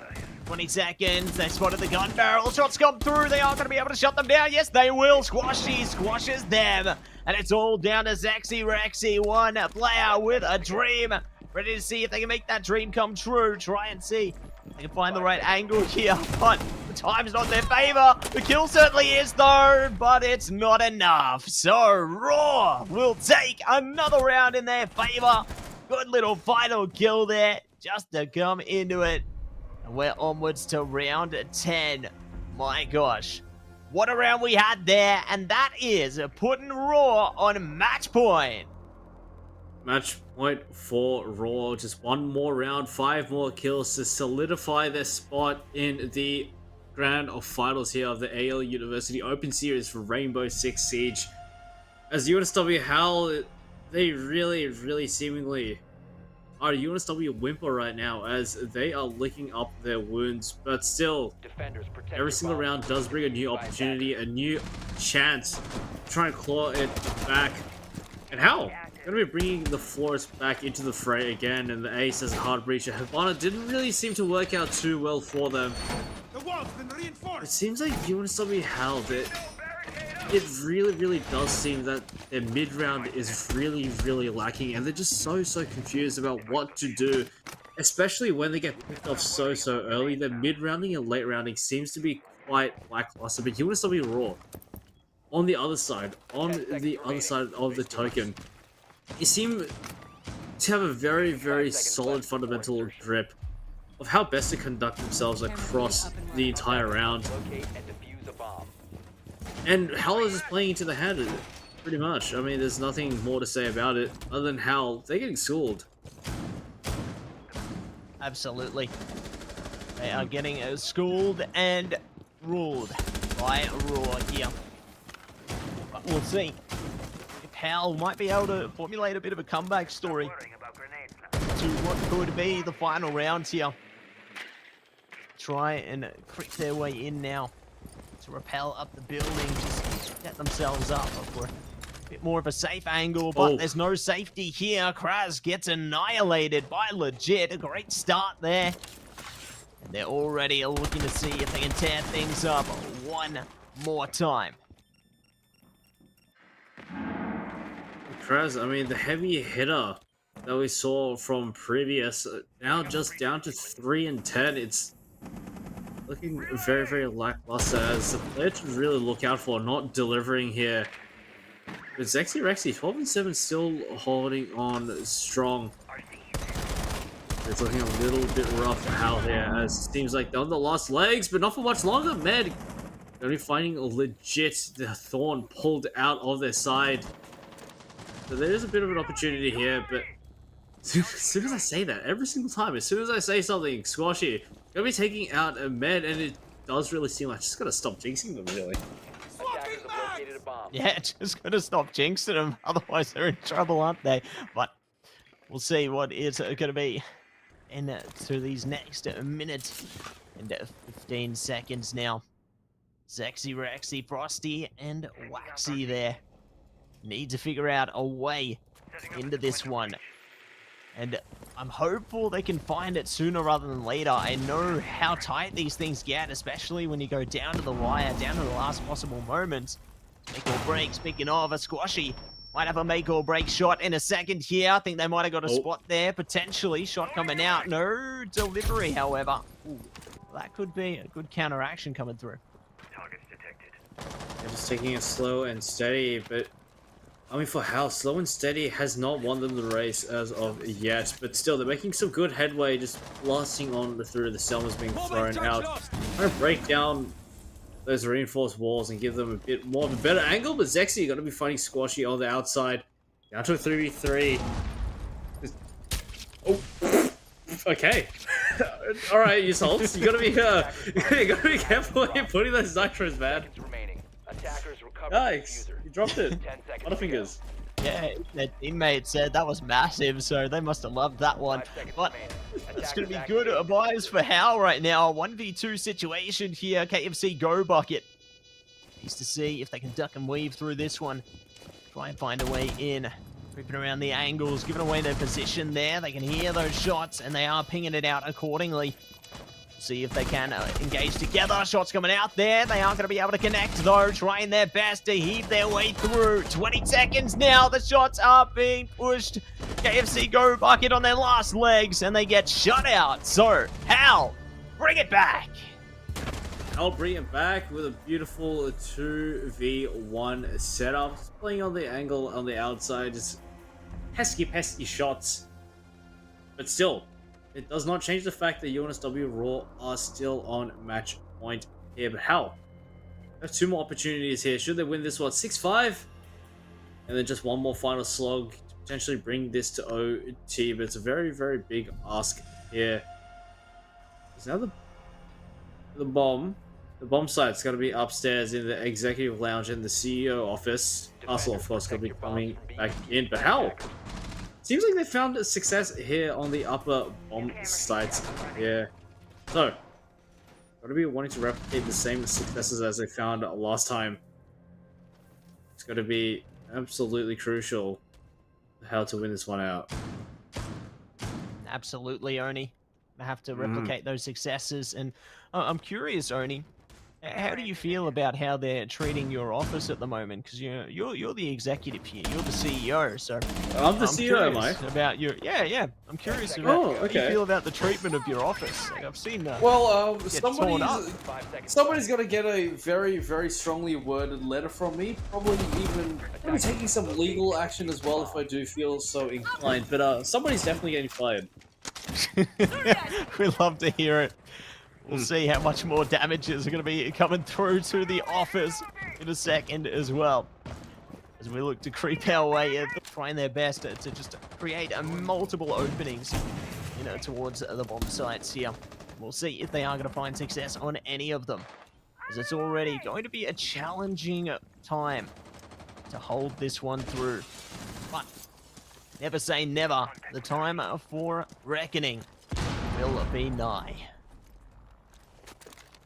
Time for reckoning will be nigh indeed, as Hal still postulated to do some serious damage here, just clearing out the office. locker room to make sure there's no pesky defenders hiding in there. Anyway, oh, but Wu spotted the Flores drone. Gonna go off. Confirms the presence. Couple of attackers on the outside here. But Wu just holding steady, just holding down the fort here. Raw know better than to unnecessarily over-aggress. Probably use ults on the roam. Just trying to find anything. Just trying to attack from the back lines. So no one dead just yet. No one even taking a single point of damage. This really does seem like quite a rarity.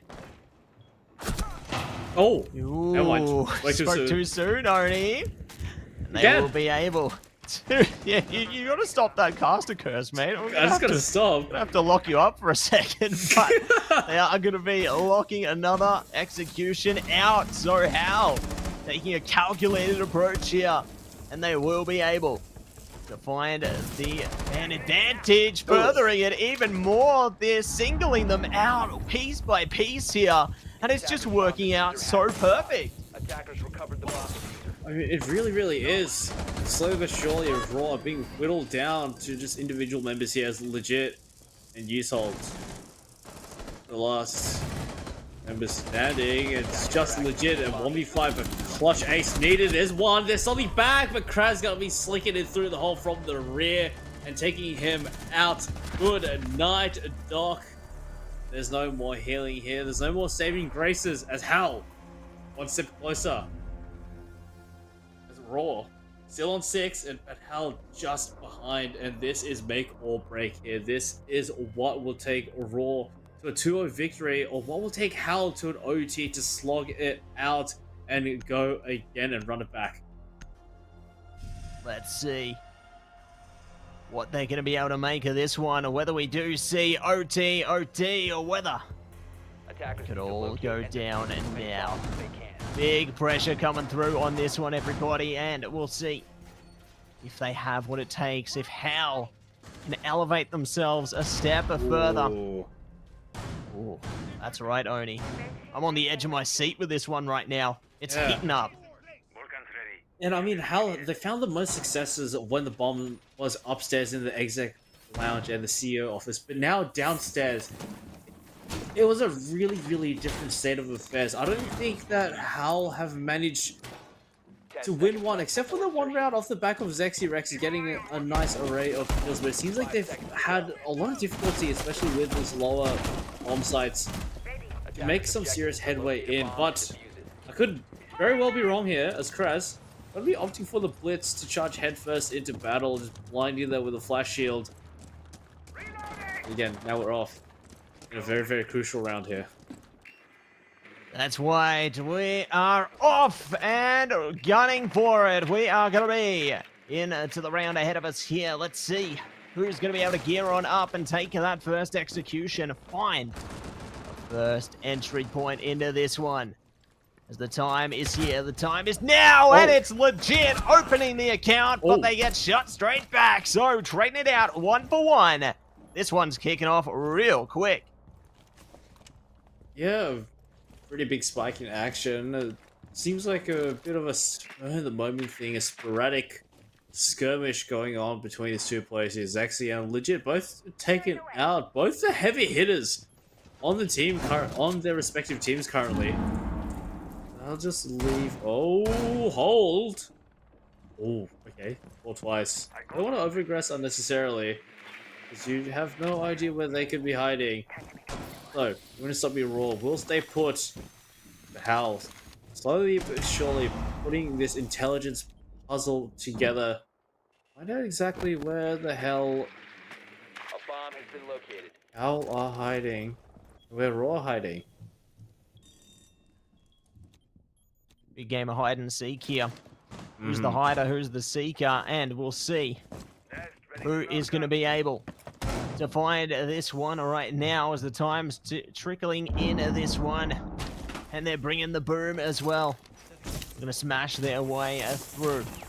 One step at a time here. Right shield will be up and waiting as well, ready to see if anyone is going to get any steps closer to them. But no one going to be scoped out just yet. They can feel the bullets coming out though, but it's no one on the other side of it yet.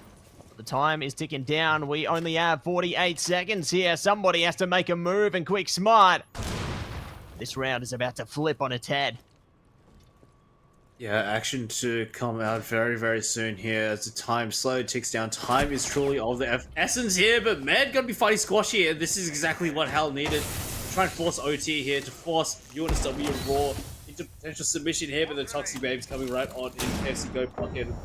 Good timing to give Hal a babe, and the Maestro Evil Eye still up and active as Kraz is running right in like a madman to try and gather as much space as he can, but he's got to pay for his life. Yushold and Wu holding a beautiful cross here. The fuse is gone. Yushold got to find Waxy, and it seems like everything is lost. He has a man on his last legs, and Yushold going to be swinging right on out. A headshot. That's OT denied, and a 2-0 for UNSW Raw.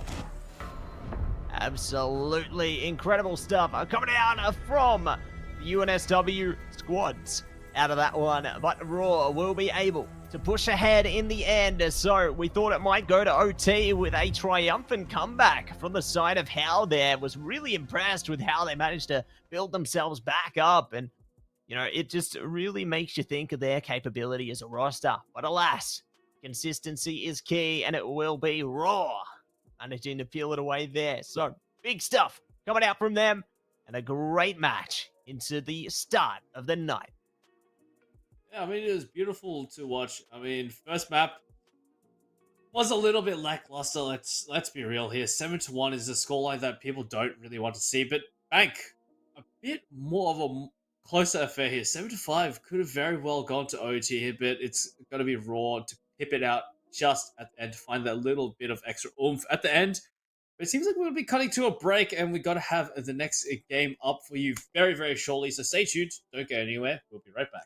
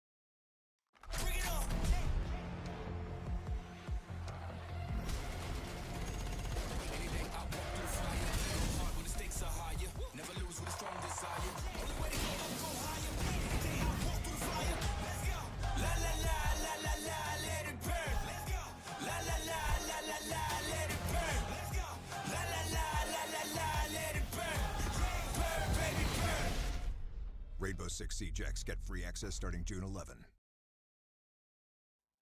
Welcome back, everybody, to the AEL University Rainbow Six Siege League, brought to you by Matsy and OniPotence and our special guest. Cat. My cat. Hello, Cat. Welcome. Hello. We love Hi. the pet support there. Big love for the cats there. Oh. But- Oh. Oh, they're going she's wild. gone. Oh, she's gone. Just like our matches. A great first matchup we had there, Oni. The battle of UNSWs, you know, and that means that UNSW Raw have managed to acquire their place into the grand final coming to you next week. So definitely eager to see who's going to be meeting them there, because we have our next matchup to decide that one coming right up. Macquarie Onyx taking on UOM Angels there. And I'm scared of what's to come, because we saw some pretty demonic gameplay coming out of both those UNSW teams before, you know, and now we've got the Angels coming. My gosh, it's going to be hell on earth right here. I'm eager to see what both these squads can do.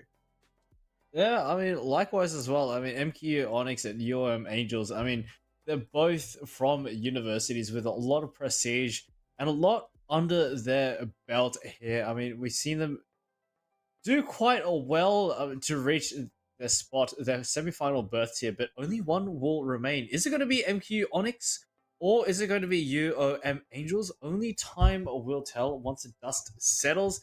Who will be joining UNSW Raw up on the grand final podium, and who will be hugging it out against UNSW Hell to try and get that third place spot? All will be revealed very, very soon.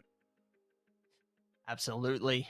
All will be revealed within moments here. Or it could be hidden behind the mirror. We love mirror into the matches there. Definitely keen to see if there's going to be another mirror into this matchup, or what kind of operators are going to be coming through, as a matter of fact. You know, it's great to see, I guess, the diverse split of operators that do come through into the games. But you know what? We're going to be talking about the games. We are going to see a second matchup of the evening. Macquarie Onyx, once again, taking on UOM Angels there. It is going to be a fun endeavor ahead of us to see who will find their place into the grand final. But, Oni, who's going to be repping these rosters? So, just taking a quick look here at the rosters here on the side of MQU Onyx. We've got Nuki, Tins, Critical Hits, Shaz, and Chef Jeff. I've seen his name being thrown out in the chat, and it seems like Chef Jeff has got a lot of fans in the chat. So all eyes are going to be on Mr. Chef Jeff to see what he can cook up. But now on the other side, UOM Angels, we've got Events, Histian, Luftwolf, Huang, and Eric Kambara. Bit of a mouthful, the last one, but yeah, they're going to be facing off Eric. We'll keep it at Eric. Keep it nice and simple. Yeah. So UOM Angels, simple. pretty nice roster they got here going up against Mr. Jeff and friends. So should be interesting to see what will transpire here. But first, map 1. What is map 1 going to be, Mr. Matsy? Well, it's going to be the CEO set. No, it's going to be coming to you live from the Night Haven Labs there in the first map. Definitely excited to see how that one is going to play out as well. You know, we started on Night Haven Labs before also, and definitely eager to see how it goes. But map number 2. What's map number 2 going to be as well, Oni? It's going to be Chalet. Chalet. Chalet. Good. It's French, my friend. Chalet. Yeah, so I'm glad I got that right the first time. I wasn't sure. There you go. I'm glad. Thank God you're here. Where have you been? But if we do go 3 maps though, everybody, it could go down to Skyscraper. So definitely get excited for what's to come here. I feel like this one is going to have a whole different kind of pace than that first matchup we saw there, and I'm all for it. I love unique matches. I love competitive games, and these teams, they're going to be the ones to bring it to us and see who's going to be able to bring the heat and find their place in the grand final, facing off against UNSW Raw. Oh, it's going to be interesting, and it's going to be Night Haven Labs first up. The first battleground. Seems like all these teams really do like to pick Night Haven as kind of the first up, first served map. And Nighthaven, as we saw in the game before, was quite a one-sided affair. So hopefully we see a lot more oomph, a lot more fight, a lot more pizzazz out of both of these teams. As don't really want to see a stomp. I can't lie. Yeah, I don't want to see one either, Oni, because it just hurts. You know, it just hurts to see a stomp because I just end up feeling so much pity for the team on the receiving end in particular. You know, because like you can see that they're giving it their all, but it just seems like no matter what they try and do, nothing's working, and it's crushing to see that, you know, from some rosters there. But I do hope that even in those kinds of situations, that any roster that is faced with it is able to take that as a lesson and to really use that as a driving force to help them do better moving into their next endeavor. You know, it's like we saw a rough map one in our last series in particular. You know, Hal had a pretty rough map one, but then on map two, they started to really activate, really get a lot more competitive, and we went the distance there. Ended up going 7-5, and it made it for a pretty great match. So definitely eager to see if we have that closeness coming into this one as well here, or what could be on the table. Who knows? Well, it's soon to be finding out very, very shortly. MQ Onyx got to be going up against UOM Angels, and they're going to be throwing everything, including the kitchen sink, at each other to see what will transpire. But again, Nighthaven Labs is one of those maps where you got to be really, really careful where you're playing, as there's a lot of hatches, a lot of rotations, a lot of stairs as well, to give the attackers a lot of space to move around, and of course, likewise, the defenders a lot more space to move around as well. Especially those roamers, those pesky roamers could be hiding anywhere, could be right under your nose to strike when least expected, and least anticipated. So, gotta be careful. It's gonna be a big information game here, but it seems like we got a couple tech issues. Happens. It's an online tournament. There's always bound to be a couple tech issues here and there. Yeah, hopefully everything should be all good as soon. Maybe we'll have to ask the time-old question, have you tried turning it off and on again?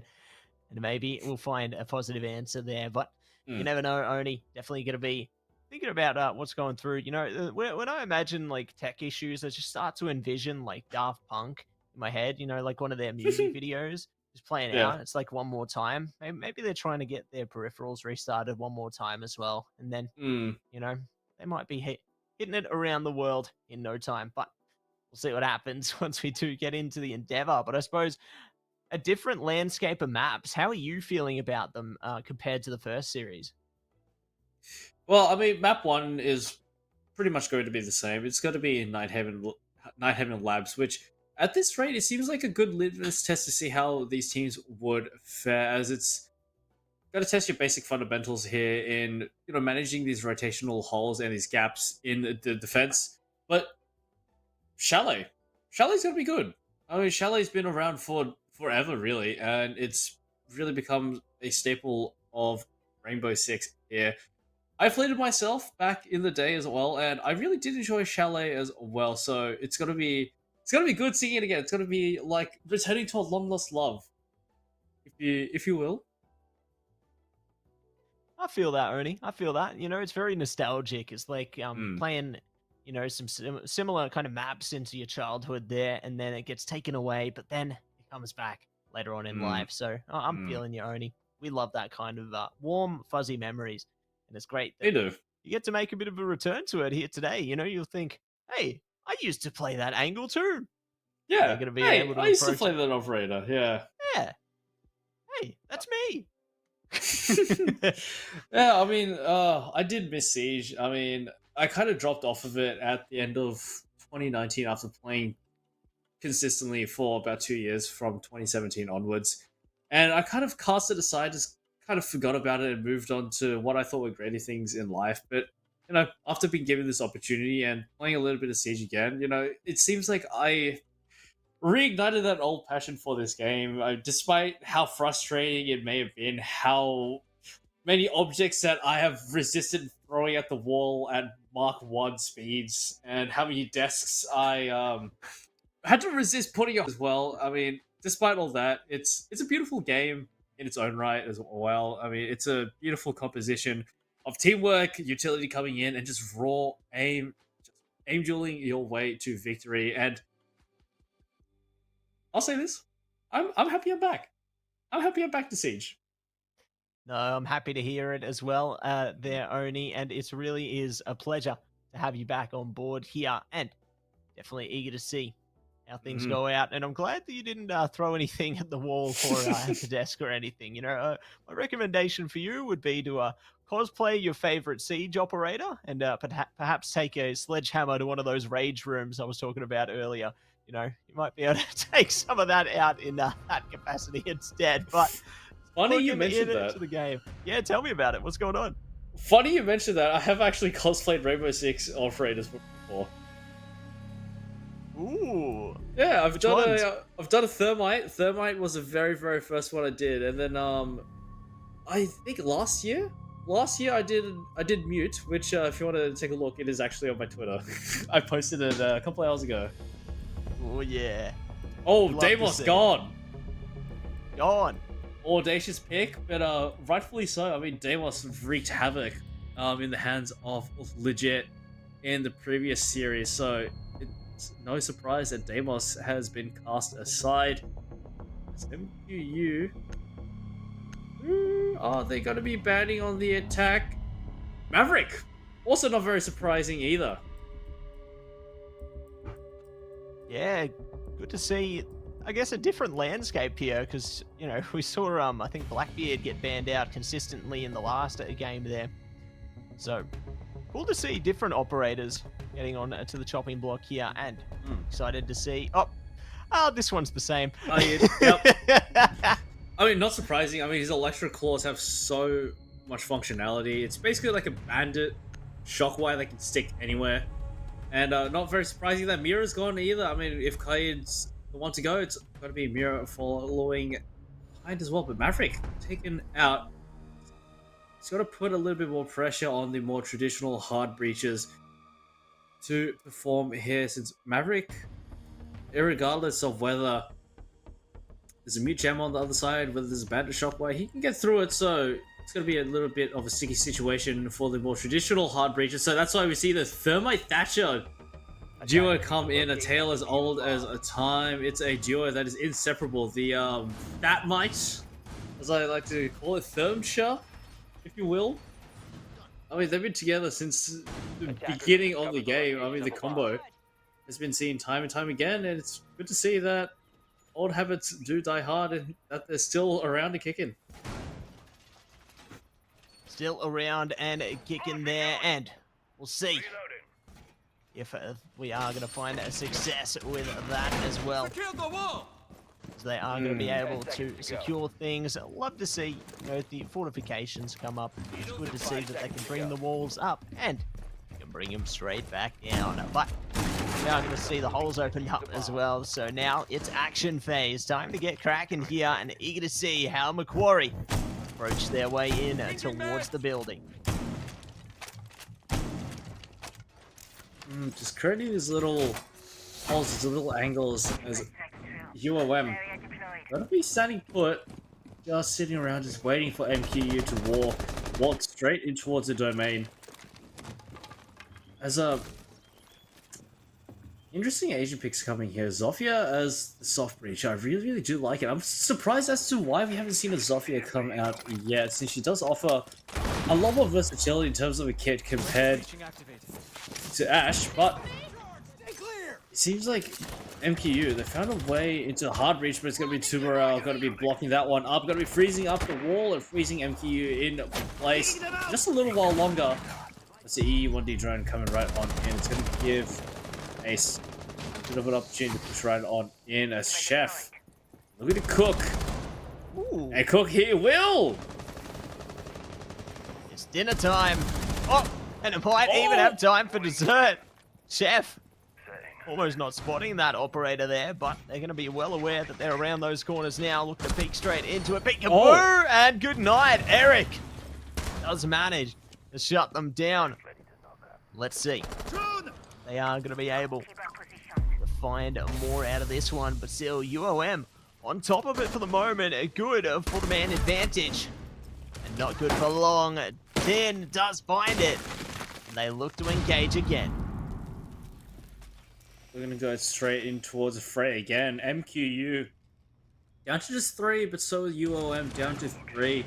The 3 very, very critical operators here. Smoke with the toxic smoke canisters. Able to deny a plant and the 2 Borel as well. Able to do the same. The critical got to be lobbing in an HE. We'll be finding an intended target here as now. Less than 50 seconds left on the clock. As Luftwolf find 10, and it's going to be a trade immediately coming right on in. Luftwolf taken right on out. So now back down to a 2-on-2. Critical going to be jumping right on in, and Histian last man alive on the bandit, looking to steal this round away out of MQU's hands. But still alive and well. Still alive and well, still gonna be kicking off here, and let's see if they are gonna be able to bring it down now. We'll peek into it. Nice shot from Histian there. Still have one more player to find.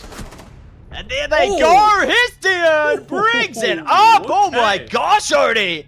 That was enjoyable as ever! Holy moly! Beautiful readjustment to land. The beautiful, crispy headshot straight in. It's going to hit the mark perfectly. And now, the Monty. First time we're going to see a Monty banned every single time, but Monty... Oh, no, there we go. Spoke a little bit too soon. It's going to be a blitz. Oh. I teased you, Odie. Oh, they I'm really sorry. did. I'm sorry. Maybe later in the game. Oh, later in the maybe. game. Maybe. I'm bringing my prayers to you, alright?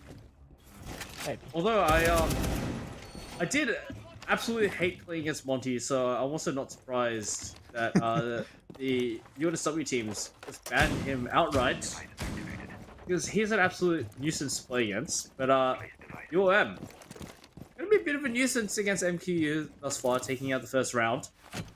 As the operator picks locked in, but the Kali gonna be coming in the hands of Mr. Chef Jeff here. Interesting decision. Gonna be opting for the sniper rifle and to blow open these walls to deny the bandit shock wires. Ooh, Thorn coming in as well. Okay, with the razor blooms.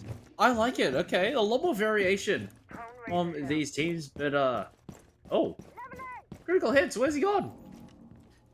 On an adventure there, and hopefully back as soon. We'll see what is going to come of this one, though. So, UOM off to a man advantage in the beginning here. Macquarie going to have to try and defy the odds.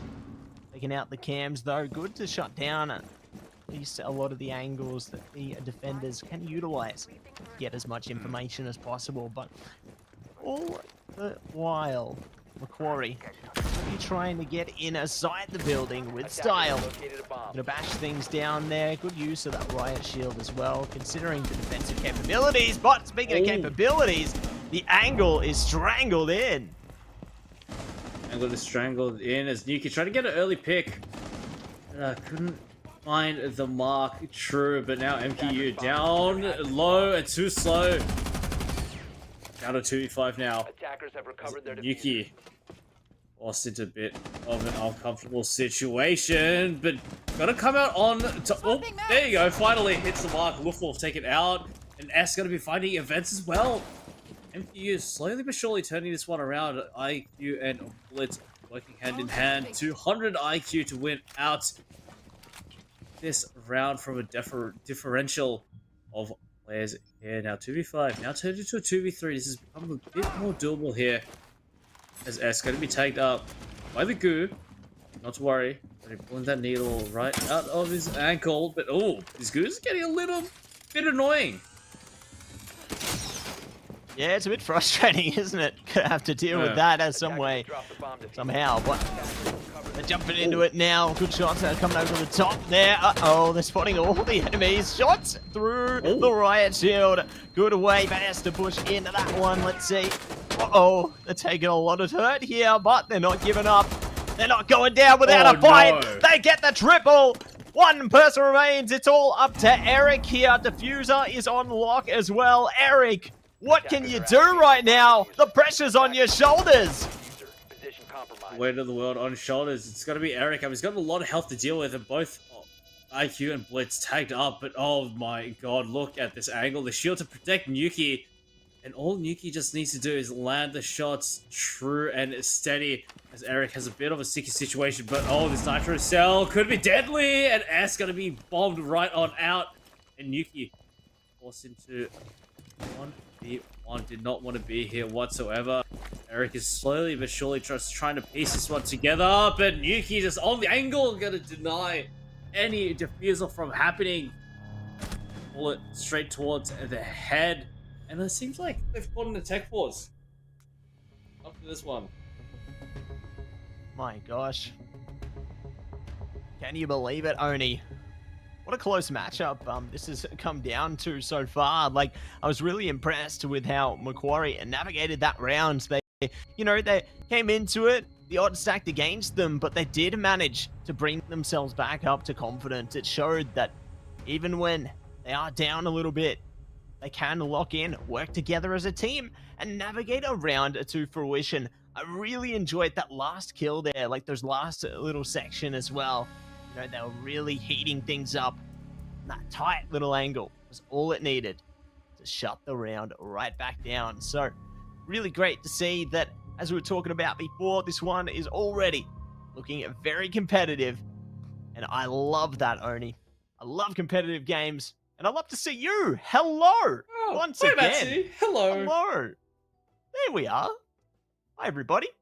Thank you so much for bearing with us. We should be back into the game very soon, so do appreciate your patience there, everybody. But Oni, how you feeling about the league so far, my man? Rainbow Six Siege, you feeling good? I'm enjoying it. I'm feeling good. I'm enjoying it. I mean, like I said before, it's like rekindling an old love and old passion that I've had for this game. It's beautiful to see it still alive and well after so many years. 10 years, in fact, since this game has come out. And to see it still lively, still getting the love that it really does deserve as well. And of course, the new Rainbow Six game coming out as well. It's a good sign. Oh, yeah. Voting well. I'm looking forward to it. I'm looking forward to all of it. I'm looking forward to Siege X. I think is going to be on its way through, as we've seen in between the breaks there. Big shout out to Siege and the team there. Very excited for all the changes that are going to come along with that. I really enjoyed looking into that as well. Like some of the visualization upgrades, just gameplay mechanics as well. I really enjoyed just running on the walls there. That looks really fun. I think that there's going to be some good changes, and I reckon it's going to be an interesting landscape, I guess, of how much it changes the game and how the players are going to be able to adapt around that as well. Man, maybe you'll have to, become a super expert at first, and then just teach the players a masterclass. Super expert, get it? Super expert.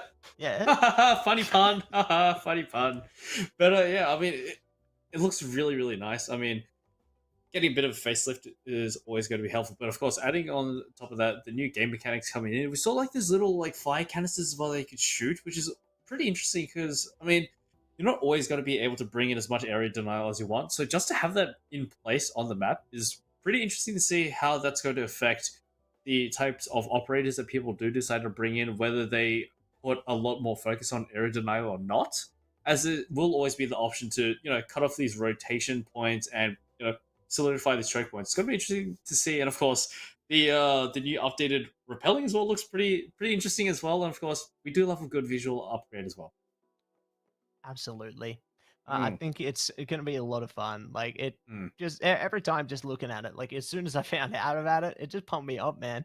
Like I think it's going to be really great. And I'm sure the players, hopefully, will share some of that excitement as well. Because I know that with updates, big updates to games, there can always be mixed opinions, but I reckon it's going to be an absolutely fantastic one. So very keen to see what that is going to look like. But, speaking of things that pump me up, this game pumps me up. And it's already starting off a super duper strong 1-1 scoreline so far. And I reckon it can go one step further as well. But I suppose I'm curious with this little transition period here, how teams might change their approach to the matchup, because obviously with times like this, it does give teams a chance to breathe and a chance to reflect and have a little discussion. So What do you think might end up changing with the pause like this coming through? Do you think maybe the approach Mhm. towards the map could perhaps change in structure, or do you think that it's just going to stay a very similar vibe, very similar momentum, Mhm. and everything just stays kind of linear there?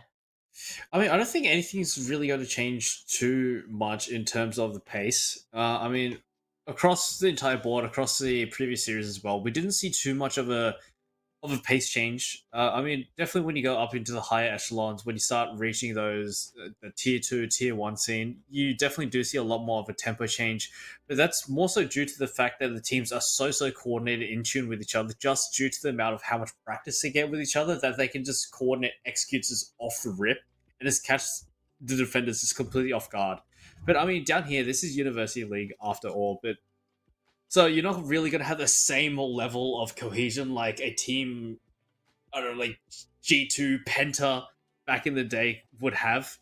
So of course, we're not. I doubt we're going to see anything too drastic in terms of the pace change. But in terms of the operator picks, I can definitely sense that this matchup between MQ and UOM is a mixed bag. We're seeing a lot more variety in terms of the operators that have been selected compared to the previous UNSW brawl that we saw.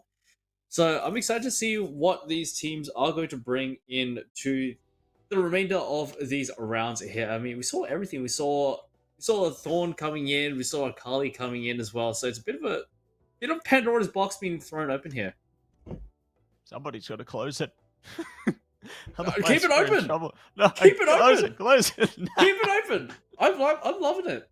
Nah, I'm loving it too, man. I'm just messing around with you. We're having good vibes here. We're having a good time, everybody. Hope everyone else is having a good night here on your Friday as well, getting pumped up for the weekend. I'm sure that a win here tonight would be a nice reward for our players, especially being able to make it to the grand final, man. Like next week is going to be huge. I can't even stress that enough. We are going to have a major or very, very big major games coming through. Our third or fourth place match, as well as the grand final coming through to next week. But we'll see how things do play out once we are getting into fruition here, Mr. Potence. But I suppose, given the landscape so far, I'm just pondering. What are you pondering, Mr. Metz? I'm pondering, Oni. You were mentioning the Battle of States earlier, right? You were mentioning how the different universities are coming from the different states. So, in terms of the landscape of the grand final, which team would you say you would support? Oh, I mean, it's gonna be UNSW, doesn't it? I mean, I myself went to UNSW as well, so of course there's a little bit of bias there. So you know, gotta stick it to the home team. You know, they're the ones that brought me up. But I mean, from what we saw from UNSW Raw, it would be a miss of me to say that they're not a top contender here. As I mean, some of the players are so sharp individually, but you put them together and they're just one well-oiled machine. They seem to be a very cohesive unit who know how best to play off of each other and how best to support each other. But I mean, we still have 2 rounds to go by from MQU and UOM, so there's not really much to go off of here just yet. But I'm sure as the rounds do tick on and tick down, we should get a better idea of how these teams do like to function and whether they'll be able to take up a fight against UNSW Raw. Oh yeah, we'll see. Well, yeah, we'll see what's gonna happen there. Only definitely keen and curious, I suppose, to see what's gonna come through from this one. But yeah, picking your brain a little bit here. Do we often ever see knife kills coming out? Because I don't think I've seen one yet. Not so really. Far, so no. I was just thinking about that for a second.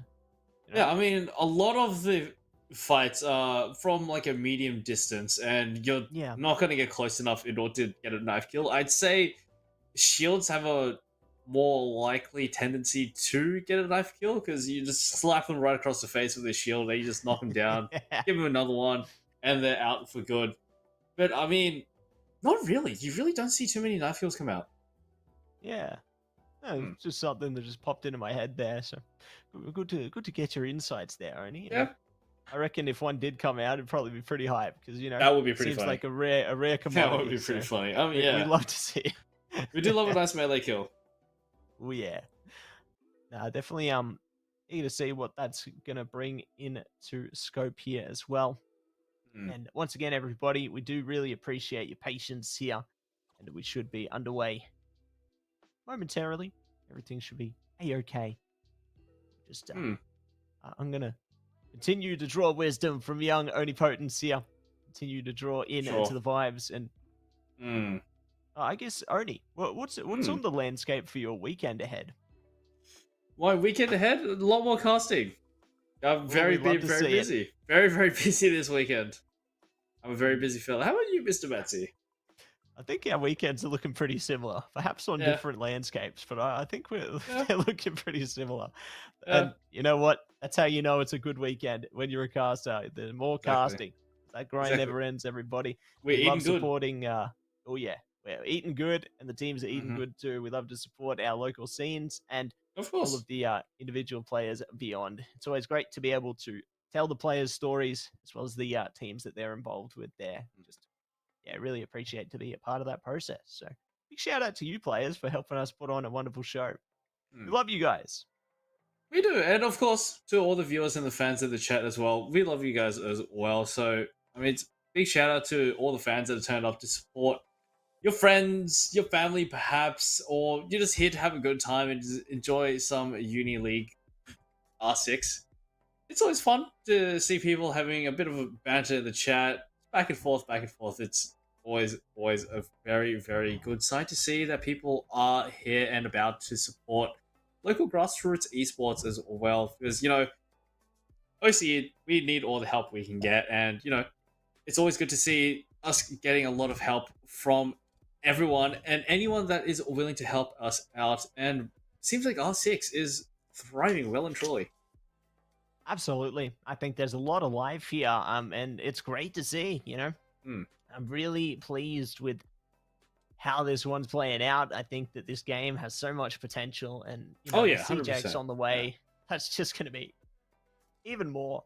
And I feel like it's great that they're making an update of such a massive scale. I think that with that, it might actually bring a whole new generation of players in as well, because they'll see like a lot of marketing around this big Siege X update, and they'll think, Rainbow Six Siege. I think I remember that game. Maybe it's time to give it a go. And I really hope that, it does inspire players new and old to, come back, have a play, and just get involved in this game. It's like it had that warm feeling, very nostalgic for you. So, you're so back, Oni. You're so back. We are so back, indeed. We love to see it. It's like we love to see our players put on one hell of a show here. In terms of operators that I might want to see heading in through the fold here. Rook. Oh, I want to see the Rook. Oh, man. Oh, not the Rook. Not the Rook. Yeah, bring out the Rook. We want to see Rook. You want to see Rook? You're a big Rook fan, aren't you? Yeah, I love Rook. Yeah. So what about Rook is so appealing to you? I just love helping the team. Just giving them a bit of armor, Yeah, it would be helpful if you actually did put down the armor pack. No, just saying. Yeah, that's true. It would help. I'm just saying. Just a little bit of a tip. Yeah. It might help a little bit, but you should try I want that to keep next it to myself. Yeah. No, you're getting a little greedy. It's gonna put 5 armor plates stacked in front of each other. It's gonna shoot you. It's gonna tank the bullet. It's invincible. Yeah. I need all the support I can get on Rainbow Six Siege, Oni. You're gonna be taking all the dinner plates. You're hungry? You're hungry, Mr. Matsy? I'm hungry for Indomie. Give me some Indomie. So true. I could actually devour a plate of Indomie right now. I haven't had it in a while, actually. It's really good though. It's so good. Like you coming back to Siege, Indomie just has that warm place in my heart. It's just such a comfort food for me. I love it. Every time I come back to it, it's just great. It's definitely one you can count on in any time. Whether you want a snack, something to tide you over, whatever time, Indomie is always there for you. So big shout out to Indomie once again. You know them, we love them. But we do. Oh yeah, we do. But we love Rainbow Six Siege as well. We love do. Rainbow Six Siege, and let's see how things go down. But while we get things set up for the match, everybody, we are going to head to a quick break.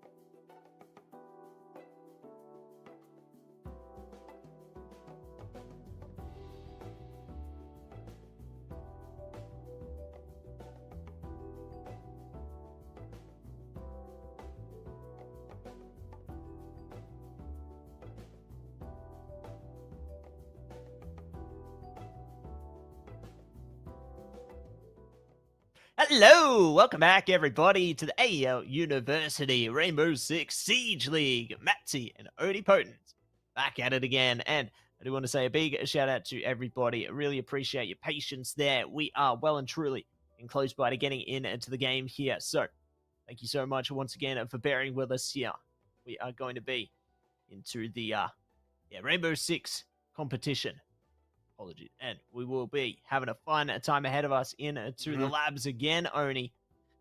I just can't wait to see what they do to this map, you know? Like, it's just so great to see the unique ways that they approach these maps. We're in! We're in! Yeah! The door's open! Hell yeah! Quick, get in, Oni! Before they shut We're the door! here! Get in! No! Oh! I'm in! I'm in too! Yeah! We love it. Alrighty. Here's our operators. Fenrir. Attackers need to locate and Fenrir making a grand appearance here. So, put it very simply, Mr. Matty, what Fenrir does is it's a booby trap on the wall. You walk near it, and it's essentially a blind. Your audio gets distorted, and it basically just blinds you in darkness. So, it's essentially a booby trap, and very, very good at holding off advances as well. So the kit that UOM have brought in is definitely really, really good at keeping those pesky hard breaches at bay. The only hard breacher on MQ got to be Thermite, and potentially a Thatcher. We're going to be coming in, the Thermite combo back. Truly. And Fuse coming in as well. It seems like Fuse has actually been a pretty popular pick recently. And of course, Ash is a soft breacher. Blitz going to be making an appearance once again. Yeah, going to be making an appearance once again here, and we'll see if they are going to be coming in with a bang. As they do slow things down. Drone coming through now. Trying to pop through the little hole in the wall there. There we go. Get the hops on it. Love to see it. Let's see if they can find anything from it now. Oh, Slowly but surely. Creep up towards the walls there. Good suppressive fire as well in case anyone's close by. Ooh, close, but not quite yet. yeah, close but no cigar. Seems like S is gonna bust right on in. The hard breaching thermite is gonna be busting a giant hole in the wall. It's just over 2 minutes left on the clock, and S spotted, and Huang just trading shots back and forth. They're in here looking to tussle. Go for a bad peek here. Could get your head taken off by Nuki, but it seems like it's gonna be safe. All 10 players still alive, as S just slowly but surely making the way ever so closer towards the bowels of Night Haven Labs.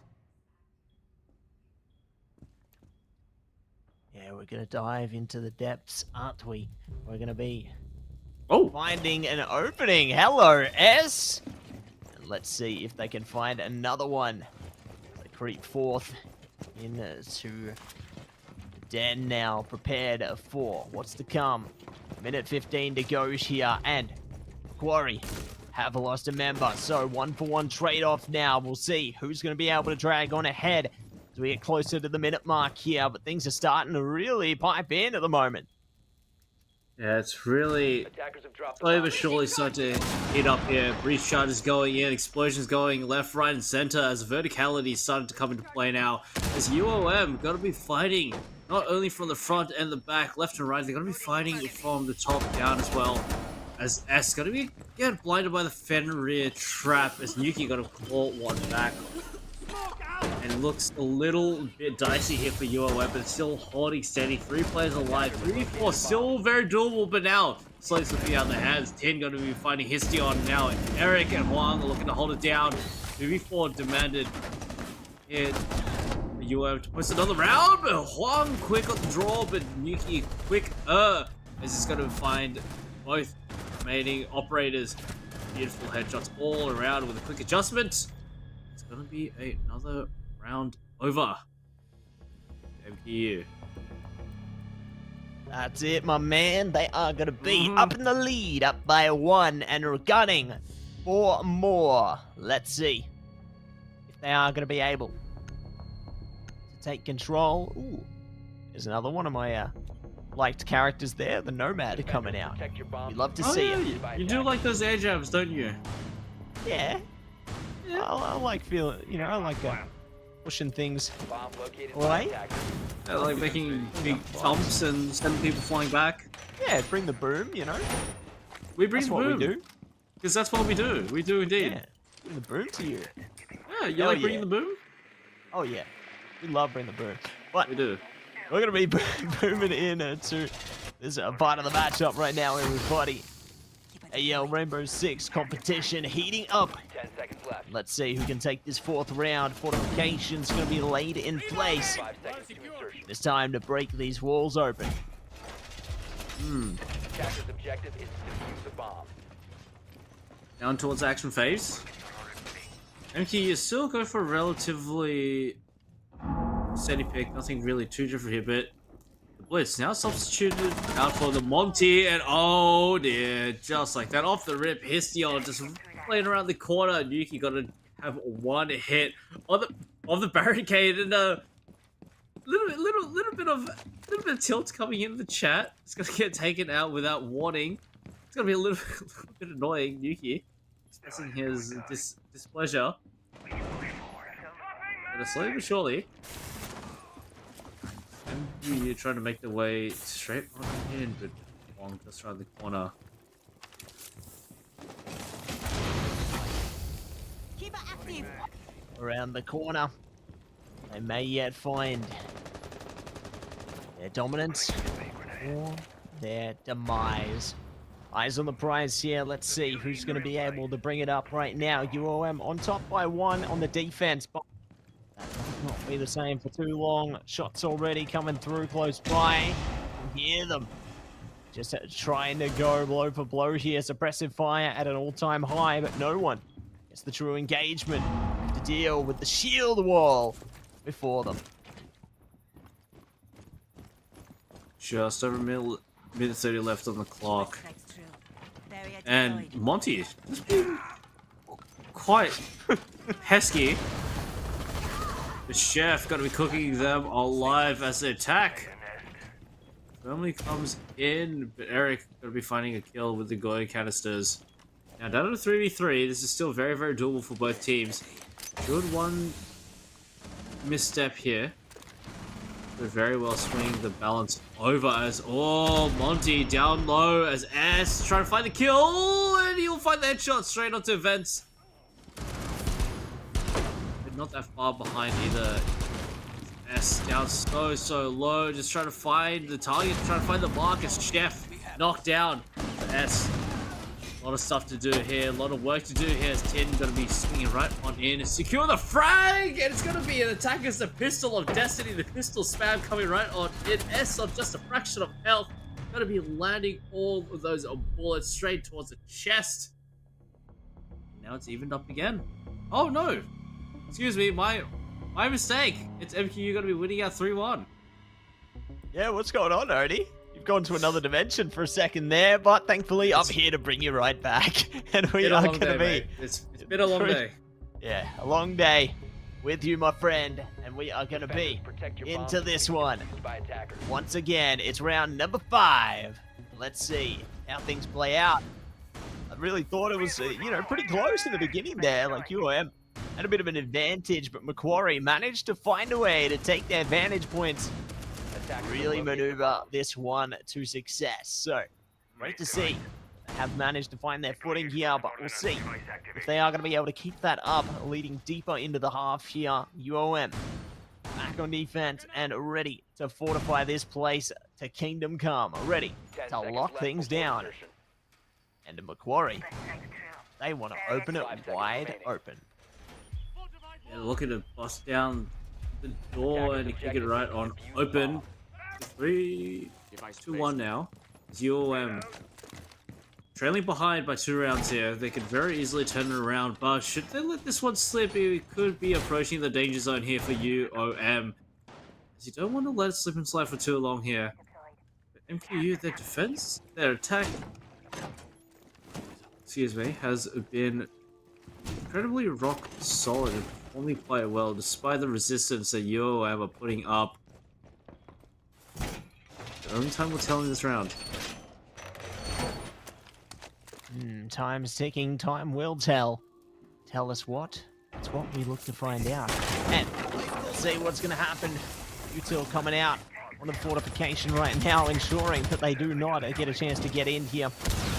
Macquarie, we're trying to find other angles. Lots of damage taken on Nanuki, though. They've already spotted one close by. Trying to get shots. There it is.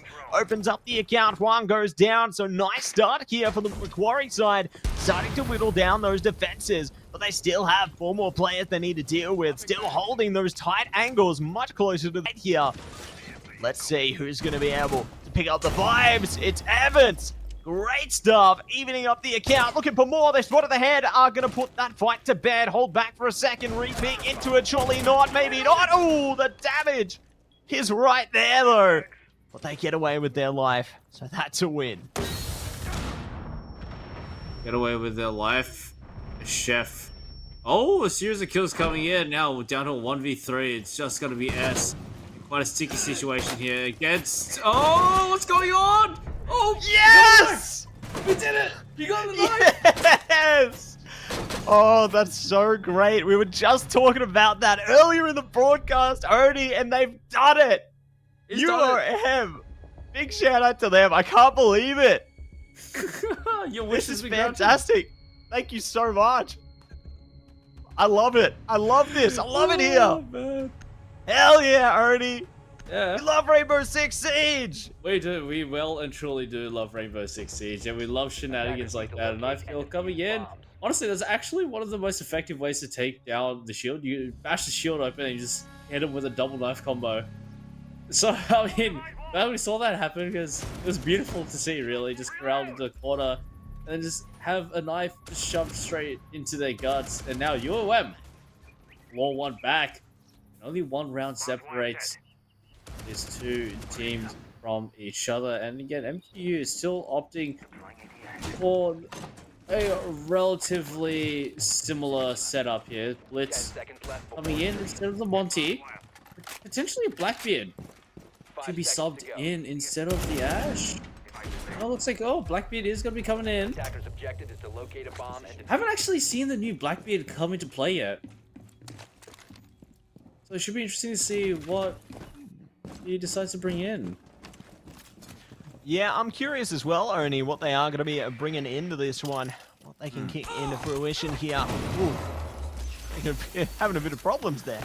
But they're going to be able to lock something down. Uh-oh.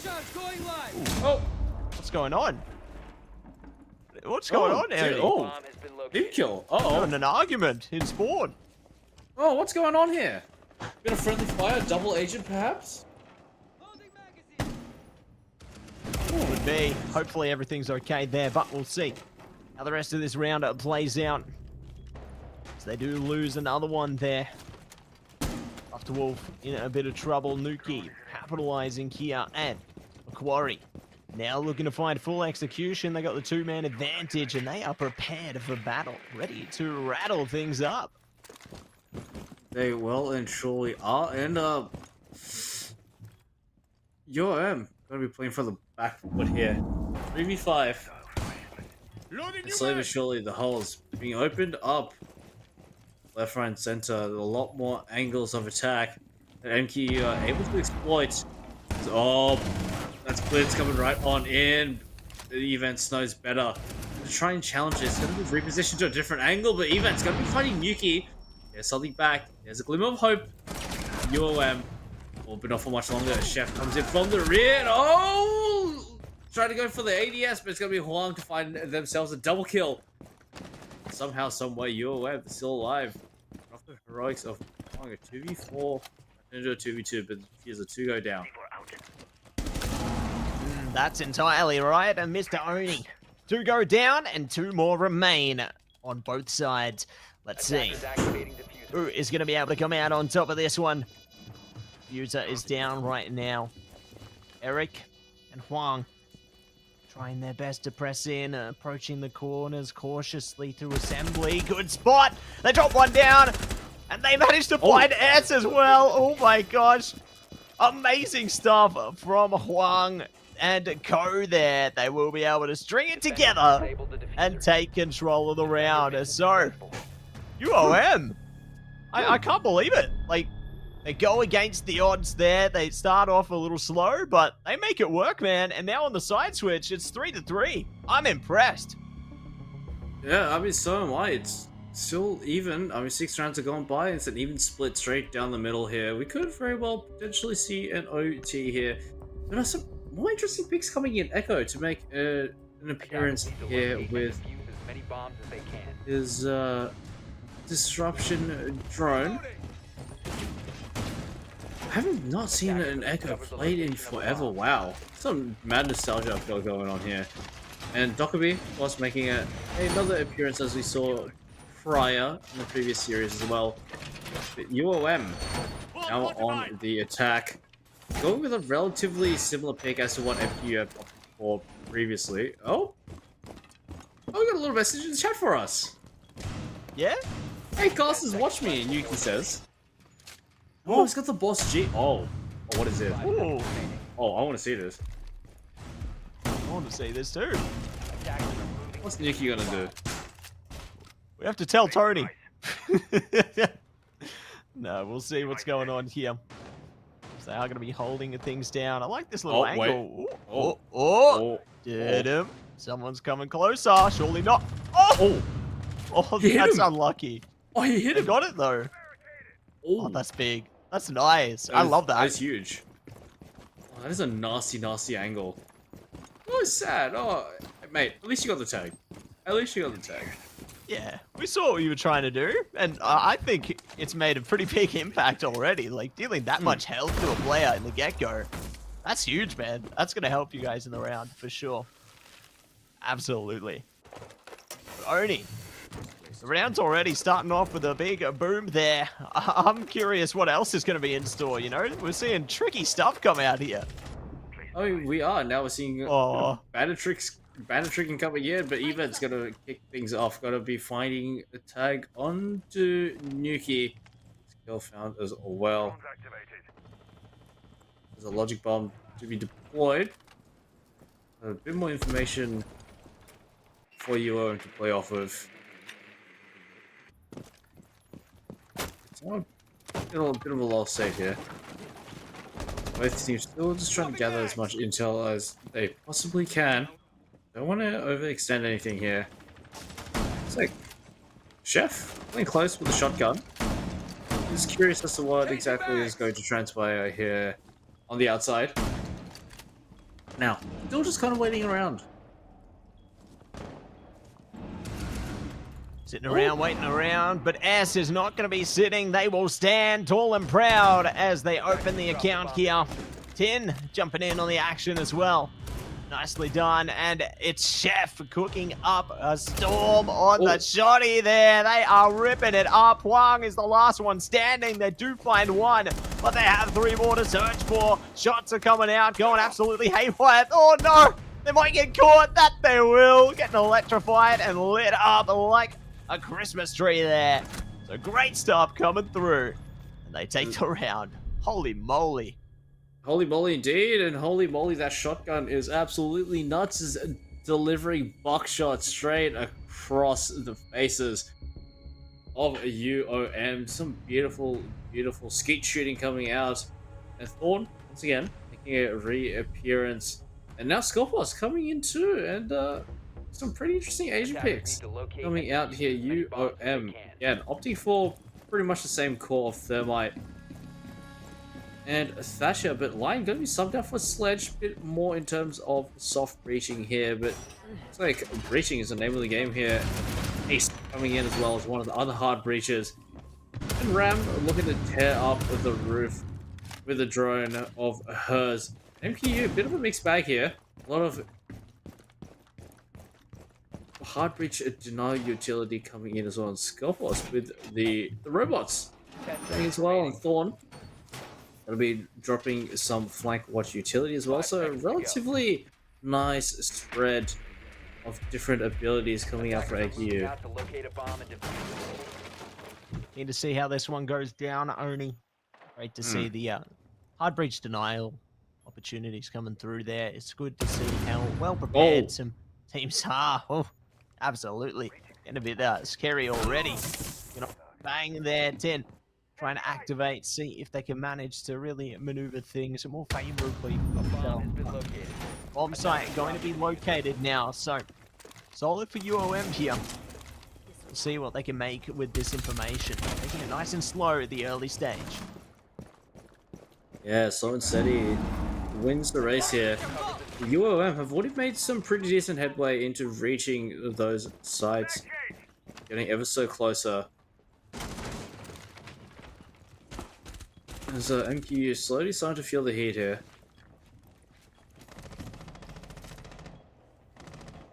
Heating things up.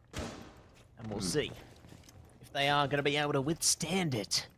Whether they might just get burnt to a crisp. Shots come out. Good peek around the corner. Trying to get the shots through. There's a spot. Not going to be able to shut them down quite yet. But they are ready. They are composed and prepared. They re-peek that angle. It's good night. Uh-oh, there it is! Chef gets it. They're eating good tonight, and they will open the account into the round. Now, let's see how the rest of Macquarie fare as Evans does find the trade onto Chef. Nicely done. Taking a bit of damage for their troubles, though, so that could be a bit issue. She into other fights. The shots come out once again. Diffuser going to be dropped down. A big nade from downtown. And Histion gets it. Traded out by 10. Twofold. It's looking good right now. Into the 3v2 here, Oni. Into the 3v2 we go as Huang and Histion. Oh, spoke a little bit too soon. It's just now going to be Huang left on his lane. So 1v3 now demanded. And all 3 defenders still incredibly healthy to carry this one out. But that's not for much longer as Huang Chops him right on down. Now 1v2, just trying to go for the pre-fire here. A lot of angles to cover, a lot of little nooks and crannies to be aware of. It's going to be 10, just capitalizing on the timing because it's swinging right on out and put Wang 6 feet under. And one step closer to winning out the first map. One step closer. We'll see if they are going to be able to take 2 more steps in the right direction there. So they are going to be holding on for a moment longer. Let's take a look at some of the statistics here as well. I like this. Look at this, Oni. We get to see how players are going. Well, I'm going to be on top for the kills, actually. So really great to see that. But we've definitely seen, I guess, a split level of impact.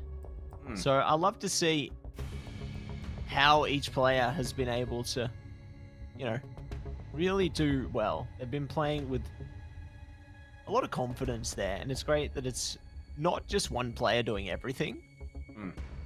It's going to be a mixed bag because, you know, as we saw in our last series, especially in map 1, where Kraz was the main kind of player doing a lot for their team, and then their team unfortunately was rolled over in the first map. But it's great to see a much more even affair heading into this one here, as we are going to be jumping in once again now. It's time for the prep to be laid. It's time for the walls to go up.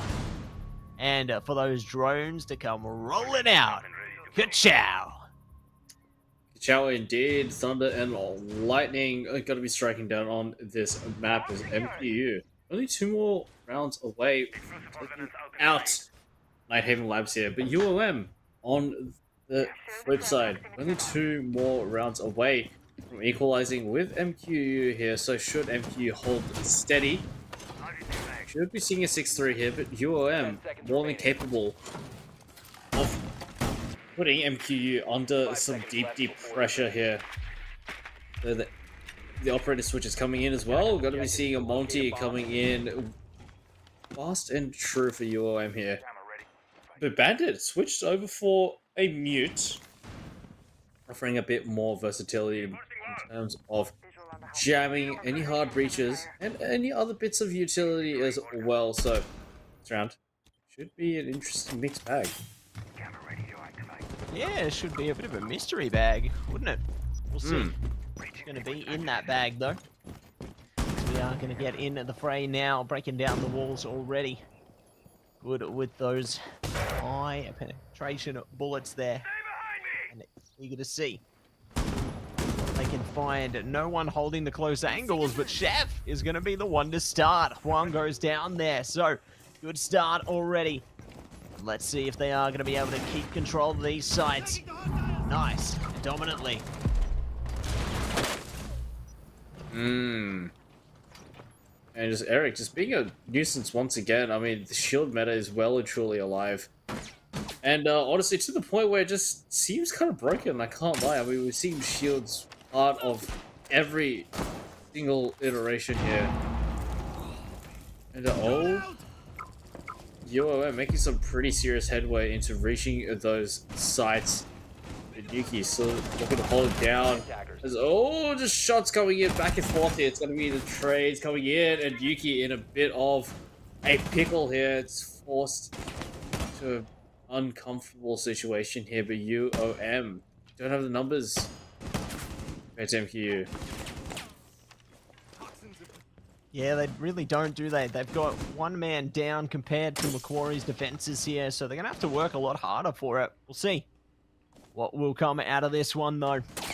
They are going to hold it down a second longer. They know they're close here. 10 prepared with that shotgun. If they peek this, they're in trouble. Uh-oh! Good night. Histian goes down, and Love'Twolf follows. So Evans, last man standing now. And this is a problematic situation. And they get caught trying to vault over the window there. And they will be shut straight down. So Macquarie find their footing again and take control. Take control indeed, and it's map point as well for MQU here, 6-3, a pretty significant differential for UOM, demanded to fill up now. And again, more new picks. Thunderbird coming out as well with the healing station, going to be offering a little bit of a boost to everybody in terms of the health department here. So one more round, Defenders protect 5 the more bombs kills from for being MQU defused to by take attackers. out Nighthaven Labs and take us to Chalet. Yeah, let's see how it all goes down now, Oni. Macquarie only need 1 in order to get this done. And let's see if they are going to be able to do it. As the walls come up right now, trying their best to impress here, trying their best to keep themselves under control. Good spot there with the util though. I like it when you're able to get that information over your 10 seconds opponents. left before You know insertion. exactly where they're going to be going, or exactly where you need to go. But 5 speaking of seconds where you left. need to go, Nuki knows where they want to go. They're going up close and personal. They're bringing out the big guns here. Bomb. And it's time to bring the action. They're on that angle again, I think, Oni. So curious if it's going to work better this time.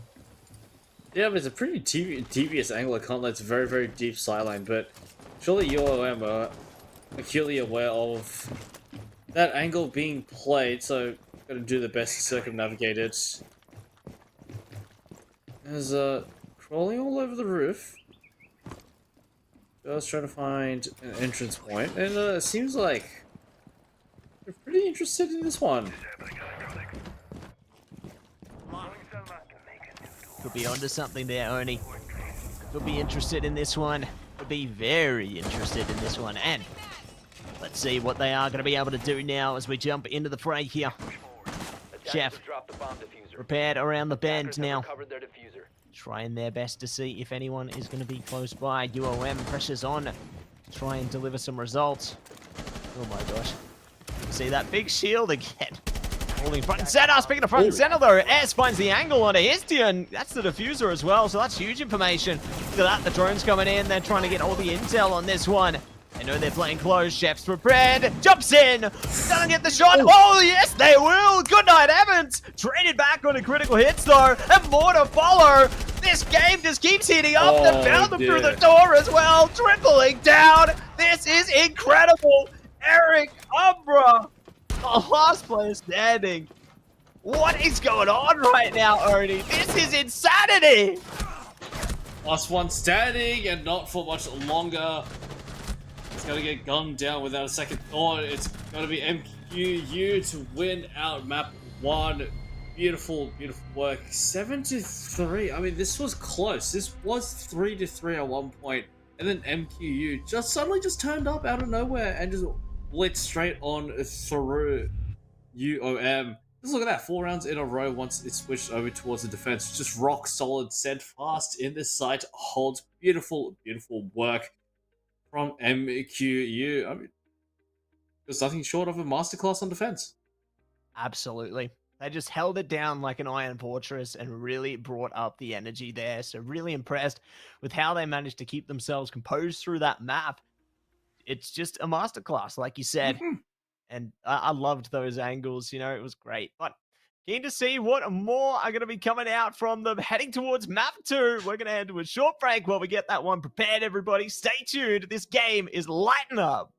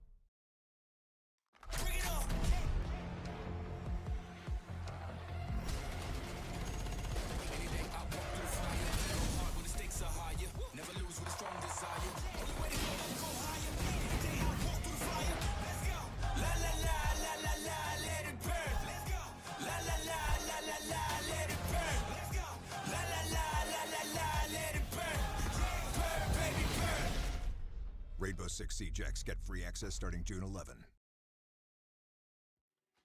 Hello! Welcome back, everybody, to the AEL University Rainbow Six Siege competition. We are going to be into map 2 of our second semi-final matchup of this evening. It's Macquarie Onyx taking on UOM Angels. And Macquarie have started off strong here, Oni. Definitely showing their presence, showing their confidence, bringing the energy. But the Angels, they're looking pretty solid too. We saw them take a few good rounds as well. And I wouldn't put it past them to honestly be able to play a lot more competitive into map 2 here. I think they got those capabilities in them.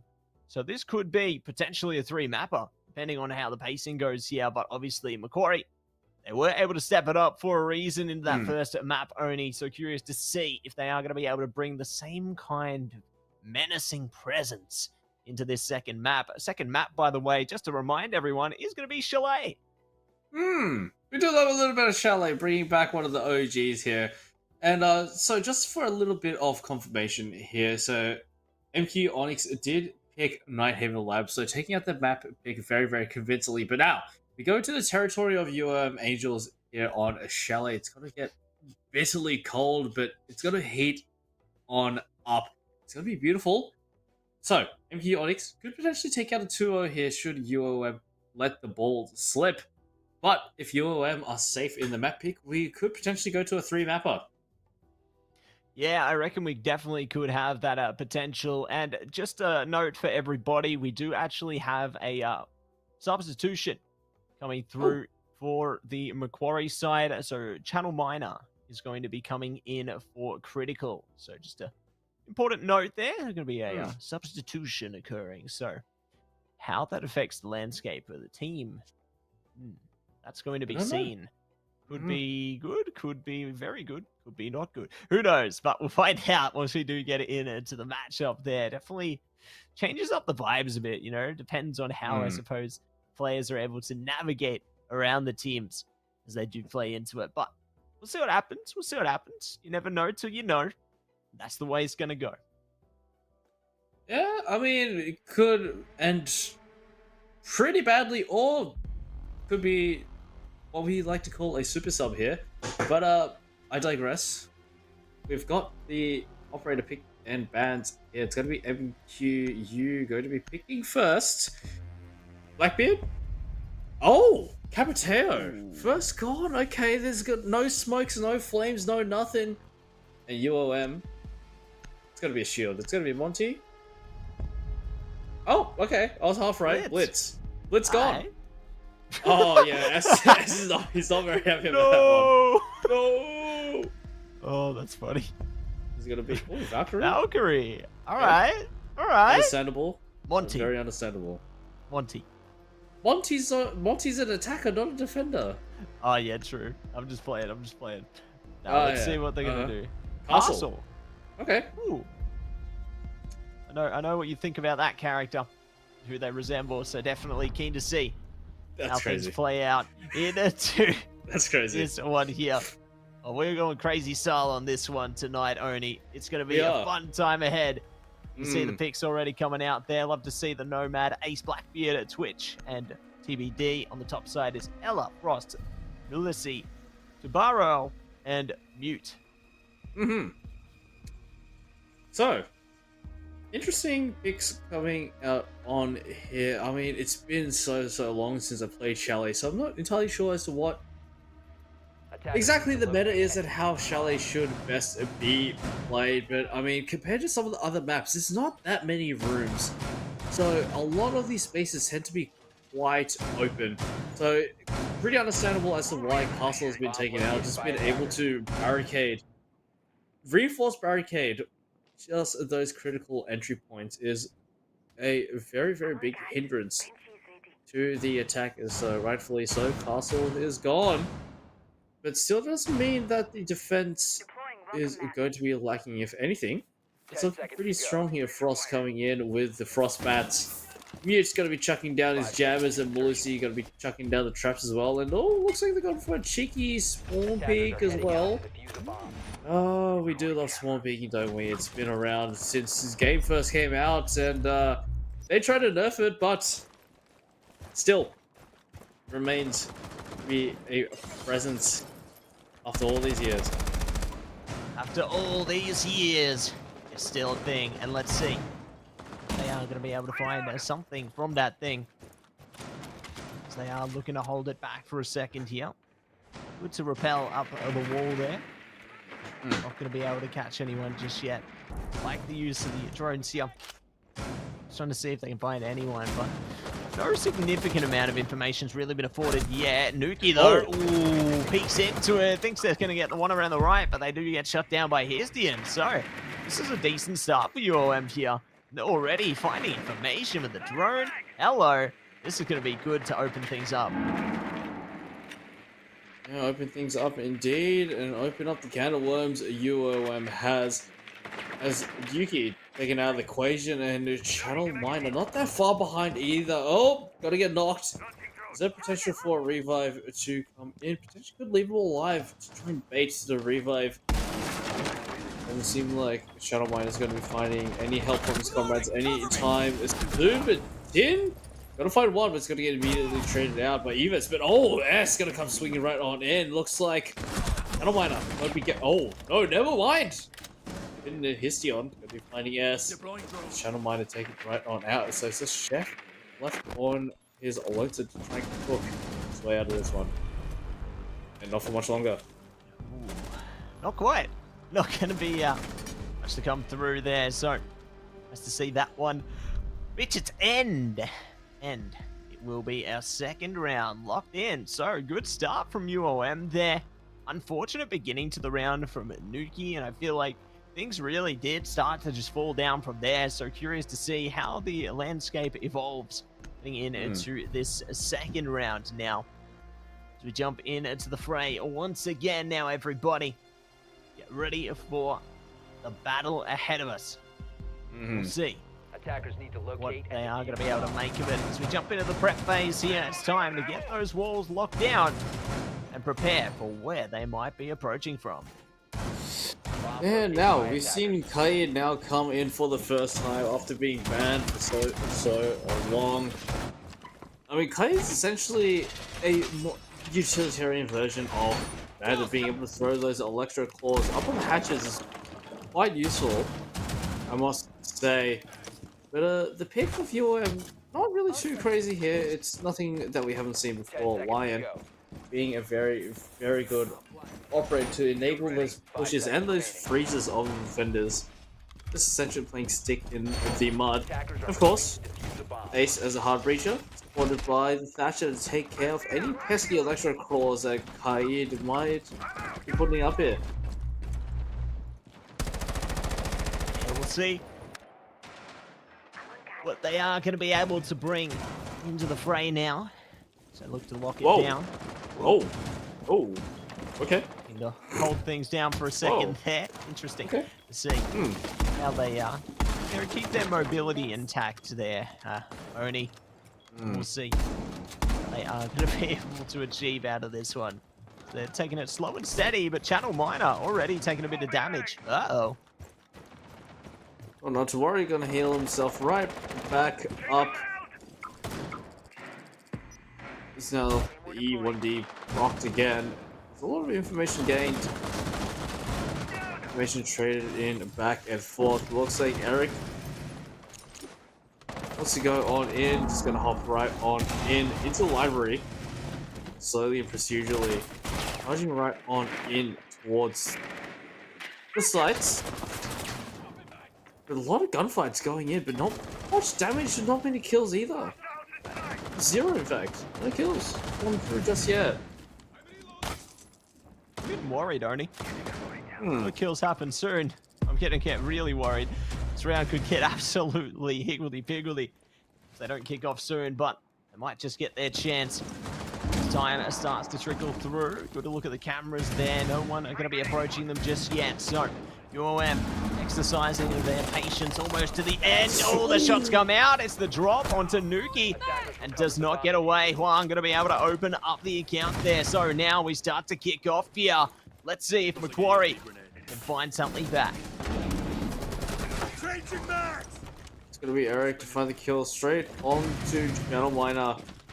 4v3 as MQ is slowly being whittled down, but not if S has anything to say about it. Got to deliver with headshot and then some. Just trying to find the final piece of the puzzle, but Histion going to be finding S. But oh, okay, Tin. A little bit of an overreaction. Chef once again left all on his lonesome. Try and clutch his way up for a 1v3. Let's see if they are going to be able to pull through with it here. They are going to hold back for a second longer. Shots to come over the top there. Nicely done. And let's see if they can do it again. Trying to shoot through the walls here. Chef prepared for battle, but they get shot straight out by Histion there. Good stuff, finding the right place at the right time and saying good night to that one. So that's going to be the round done and dusted. Onwards and upwards to round 3. UOM taking a nice lead. Very, very nice lead indeed. 2-0 to get their Chalet campaign kick started. MQU, a little bit cold out of the gates here.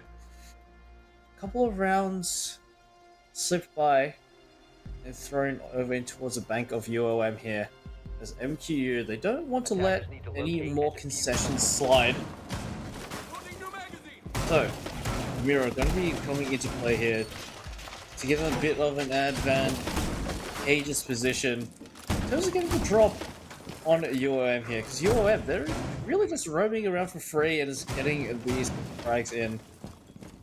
And again, UOM, they really haven't changed or strayed much from the team comp. So surely MQU have cooked up something to combat the rising tide of UOM. 10 seconds left before insertion. Yeah, we'll see what they can bring out of this one, Oni. I think 5 seconds left. they're going to have to really try and dig deep, find something. I like how they got the mirror here. I think the Channel Miner definitely can cook with that one. But we'll see what else is going to be on its way through right now. Fortifications even coming up from Chef just towards the end there as well. Ooh. Trying to trickle through some info, but let's see what's going to happen now. UOM taking it slow and steady, looking to head up to the roof, but Histion going to be the first one to go down. Chef does find the opening there, so decent start. Nice and quick into the round. Yeah, nice and quick to give MQU the edge that they were looking for. As UOM going to be fighting from the rear now. As Histion, also very, very important piece of utility taken out. The EMP nades of Thatcher not going to be able to deny Tubarao nades any longer. So, bit of a sticky situation here. Indeed for UOM. Here we go. Gonna be jumping in. See what they can manage out of this one. Good on the cams there. Ooh, good shot over the side there. Not going to be able to fight them, however. Oh, that's unfortunate. Oh, Gonna be a careful of the bundled angles. flash to come through there. But let's see if they can hit the next one. Minute 30 on the clock here. Still time to lock in. But Macquarie still got that man advantage. But for how long? How long is the question indeed? The UOM. Slowly but surely making their way in. But this mirror in a very, very good position here as Nuki. Just going to find the right opportunity to strike, but no one going to be presenting any heads anytime soon on that mirror. The Chef. Take a bit of flak damage. Still like diffuser found. It's just under a minute left on the clock now. Target located. Here we go. Target acquired. looking to wire in to this one only. Let's see what they can deliver now. 40 seconds. It's time to kick on. Timer to get in. Eric starts it off strong. Let's see if they are going to be able to slide over the side as well. 30 seconds to go right now. They have to get something done. 10 going to be the one to do it. Eric has gone down. 25 seconds right now. It's now or never. Luftwolf does find one back on the Nuki there. So looking good, looking great. Evans makes it look greater. 15 seconds. They spot the angle. Strangle it back into the 2v2 right now. It's all pressure, all time high. Looking to plant down that diffuser as well. Oh. Good with the utility, but it doesn't stop them. They find the angle on the one. The other's right around the corner. And there we go. S on for the double. They've still got their teammate 10 trying to lock into the angle as well. See if they can pincer onto this side. They shoot him around the back. Don't get the shot though. Holy moly. They're still in it. Still in it to win it. This is incredible, Oni. Oh, it's so tense. Just one wrong move and the diffuser, yeah. Well, you better get on it and take him out real quick. But 10 is going to hold the angle and watch for it as the diffuser taken out and the bombs will go off. That'll be the defenders to win out this round. MQU. Beautiful stuff. But I think we've got a tech pause called here, so let's see what's going on here. Yeah, something. Oh, play DC. Don't want to miss for a second there, but hopefully everything should be okay in a second here. We'll see how things play out once we do get back into the thick of it. But it's nice to see Macquarie now taking a slice of the pie as well there, Oni. I think that it's looking good. I'm liking how the operators are being locked in as well here. And as you can see, there's a tech forward to come through there. So hopefully it should be all good in a second here. And yeah, operators getting locked down. I think that the mirror definitely is a great change coming through from Macquarie. Like, I really enjoyed how they played around it in that round, right? That just having that mirror, it opened up so much information for free. And I really was impressed with, how they managed to utilize that so effectively. There's also a mind game as well, because it's a one-way. It's a one-way mirror that you can't see through it. The mirror or whoever happens to be on the other side can see you, so you really have no way of knowing if there's someone actually behind it unless you have active information that there's no one behind it, or if you destroy the mirror. So just adding that level of psychological warfare, I guess is the best way to call it. It adds a lot more in terms of complexity as an attacker, as you really need to be careful as to whether you would like to challenge the mirror.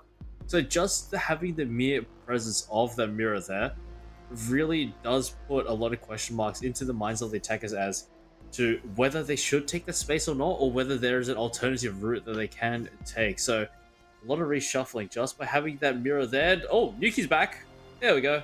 Oh yeah, that's what we like to see. So thank you so much for bearing with us for a second there, everybody. Looks like we should be back into action momentarily here as our players are making a swift return into the server. Swift return on to their operators. So should be trickling down. There we go. That's going to be that. We are back in action, everybody. There we go. It's time to kick off in round number 4. Open the door into the prep phase. Already looking to create those spaces there. Get the holes in the walls. Make the optimal angles for defense here. Eager to see how they can stop UOM from getting onto the sites right now, to where they look to choose the most effective points of fortification here.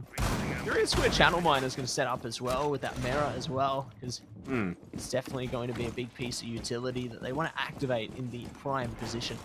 10 seconds remaining. Yeah, so generally from what I recall, having the mirror set up on sites, oh yeah, exactly, down below there, watching towards the garage door, it's a very classic spot to get a bit of Overwatch and a bit of oversight over the objective. So now we're off.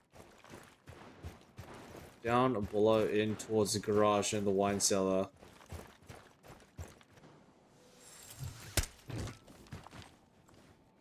That we are. And here we go. It's the drones coming out right now, trying to get that intel through. See if we can spell trouble for some of our opponents here. I like how, you know, the drones can find those cheeky little angles. It's great to see. They can always bounce up onto the shelves and the like. But we'll see a lot more bouncing coming through once this round really kicks off, because this is the slow and steady portion here.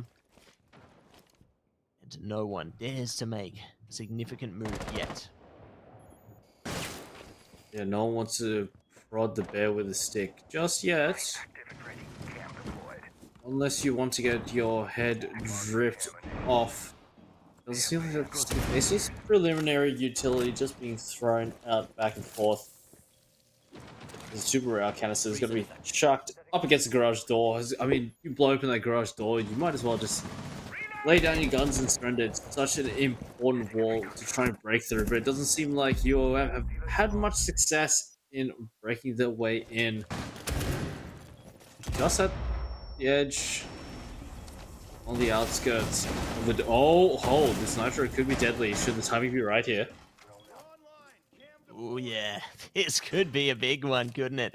This could be something on its way. C4 coming through, big blast there. Does get a bit of damage trickling through, so that's an angle they can play off now. S does have Channel Miner to play on support as well as Chef there, so all eyes trained on that position. UOM going to have the diffuser as well, so prepared to try and engage into this one, but no one does make the first move. S, though, is going to be able to find their way in. Going to be traded out by Huang. Good way to go 1-for-1 here, but still, a big amount of damage is across a lot of these UOM players, and now it's even more so. They're all basically one hit away from death, and Luftwolf is going to be the next one on the chopping block. The next one on the chopping block, indeed. Oh dear. Oh my, one by one. They slowly get torn apart and ripped to shreds. Pulled pork. Because now, MQ. Oh, okay. Just drop down from the hatch. Just hip fire. Okay. All right. Just don't give me any respect. Just respect them. But now, 2-2. MQU 2-2 now. Toe to toe with UOM. All tied up. You'd love to see it. And let's see how these remaining rounds are going to play out here, Oni, as we are going to be getting into it. Pumped up, ready to see what else is going to be coming through from these rounds, because they always are full of surprises, and I love it. I love the big energy these teams are bringing. I love the unique plays, but speaking of unique plays, there's going to be more on their way. Heading into round number 5 now. They're laying in preparation for this one. We'll see just how far that preparation is going to take them. Nice hole in the wall there, setting up with the fortifications as well. They are looking strengthened as ever, bolstering their defenses to the all-time high. 10 seconds to go. And they are indeed a bit of a shake-up in terms of the operator picks of this army coming in. Most likely going to be playing from upstairs. It's going to be an absolute pest with those knives. Frost, also a very, very common appearance here on a chalet as well. A lot of windows to vault through, a lot of legs to snap in those traps. The UOM, looking for probably pretty orthodox, nothing really too crazy going on. Ace and Thatcher coming in, along with the Blackbeard, Twitch, and a Jackal. A nice little motley crew to get things kick-started. Yeah, let's see what is going to come out of this one right now. The shots are blasting through. Good to check out the cameras there as well. Might get a spot onto someone if they pick their timings right. No one dares deliver the first blow just yet. You can hear lots of suppressive fire though, definitely keeping them on their toes, making sure they can steer control of this one favorably. Ping to come through as well, anticipating someone being nearby. Got their tech at the ready, but still not going to be able to slide inside just yet. Have to rely on some of their tech and abilities to see and gather some more information, but you can only do that for so long before the round starts to really trickle away from them. Good to get some pings through now, though. You're getting some intel. Now we can start to see this one heat up, Oni. Yeah, we well and truly can, indeed. Oh, Yuki in a very target-rich environment. Who wins this one? It's going to be breaking the deadlock, finding themselves a third round here. One step closer, reaching the coveted 7. They're just hanging around. No kills come through just yet. Oh, speaking of the devil, Histion is going to find S. Take it right on out. There's MQU, one man down. Just a minute left on the clock. There we go. Minute down and Nuki down with it. Let's see if they can find some more shots coming through. Goodbye to the chef. They've kicked out of the kitchen. And now it's on the tin and channel mixer to try and keep this round alive. They creep around the map right now. See if they can find the angle. Whoop, there's one. Know where channel mixer is. They know exactly where Tin's going to be as well. They're trying to peek straight into him, overwhelm the power of numbers, but Tin does cook. Found the way back in. Oh, they got the self-heal through there, but unfortunately not enough. So that's going to be a solid round, everybody. Coming through for the UOM side. My word, they will be able to take control and take a lead. And holy moly, this game just keeps on giving, Oni. I love it. I mean, really well and truly does. UOM coming out. Fist of Fury are flying here on their map pick. And MQU not floundering exactly, but not having the easiest time. That is for sure here. Attackers need to Hopefully this locate round and defuse will any sway everything back into their favor potentially, but UOM still looking mighty strong and not straying from their standard operator picks here. But now we got the Fenrir coming in on the side of MQU, so it should be interesting to see how Fenrir gets incorporated in towards a fray. As we see more rounds to go. Here we go, Oni. left before surgery. Preparation time.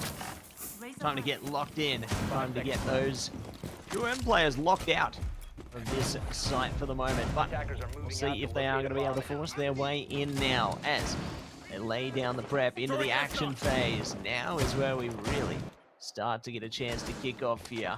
Start to see how things are going to play out. Fortifications are coming up as well. They're putting their walls up all day long here. But those walls could get knocked down in just a second. To shoot down the window opening as well. But let's see what they can do.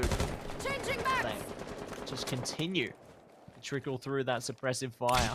Keeping Macquarie on their toes of where they're actually going to be approaching from. Yeah, just a couple shots sent in through the doorways. A bomb has been located. Bomb side spotted. There's events. Let's get a little bit aggressive once we push into these areas to try and find an early frag. Give UOM an opportunity. Oh!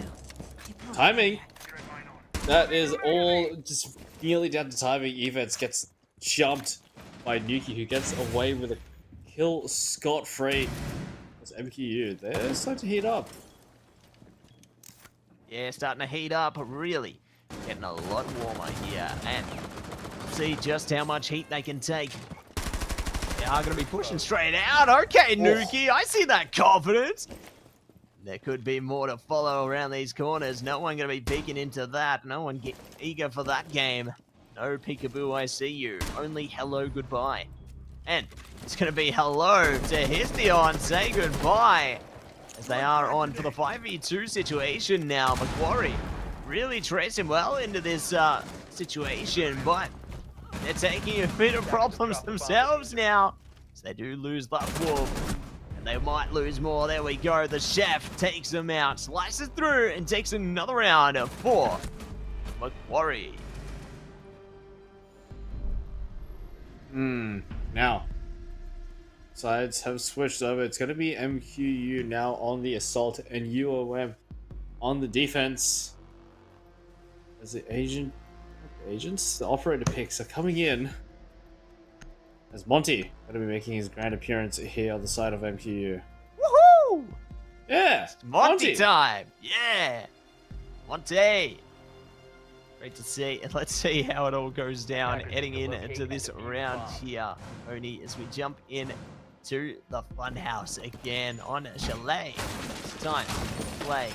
The walls are going to be coming up for UOM right now. Do not want to let them in at all.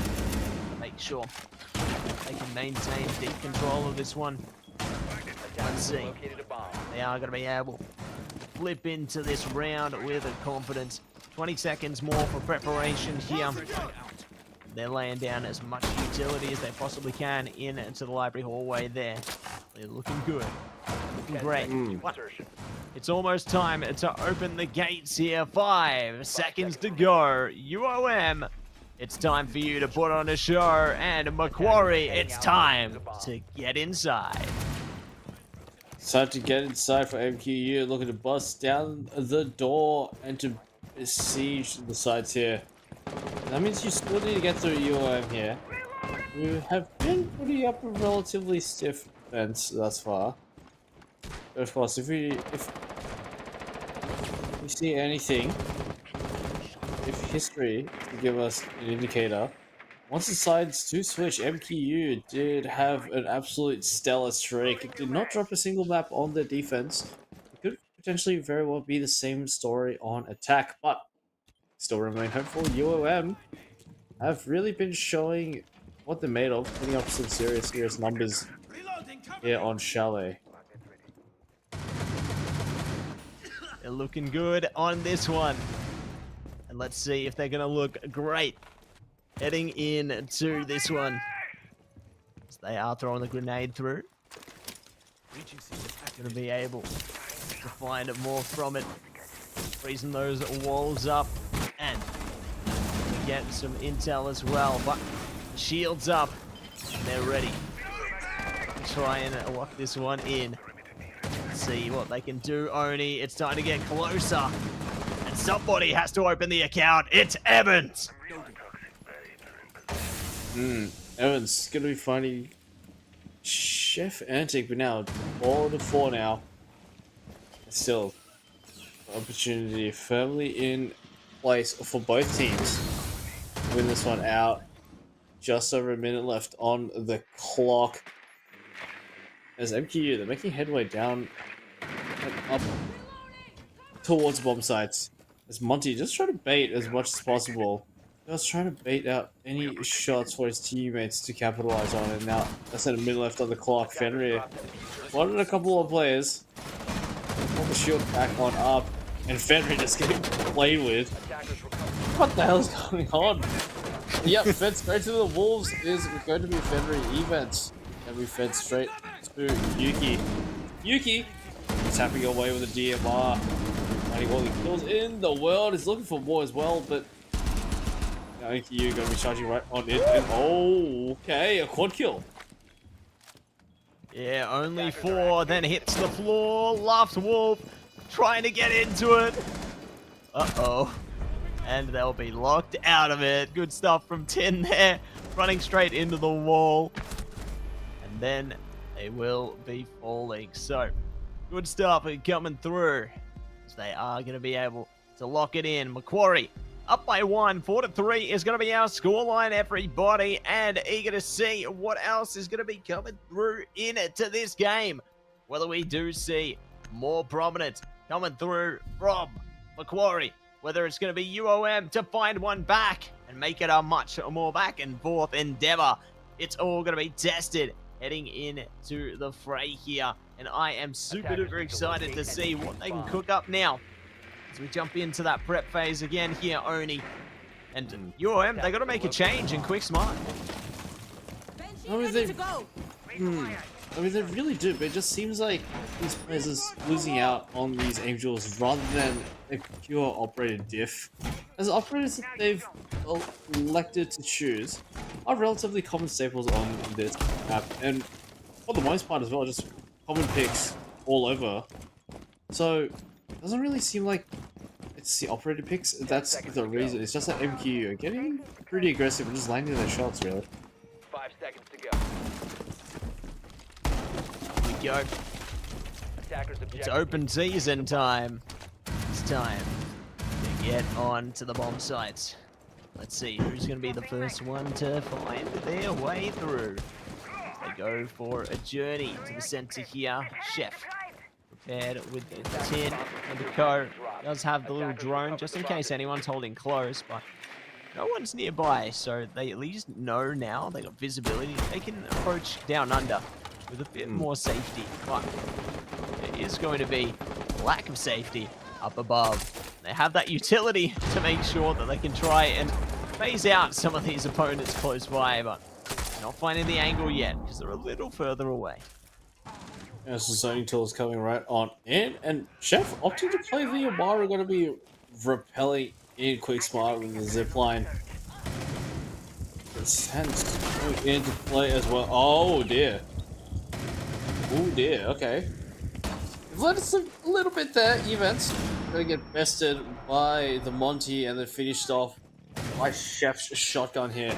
So, like MQU, they found exactly what they're looking for. Slowly but surely inching their way deeper and deeper in towards the side. Despite this wall of smoke that up. Oh, Huang manages to find a kill onto Nuki.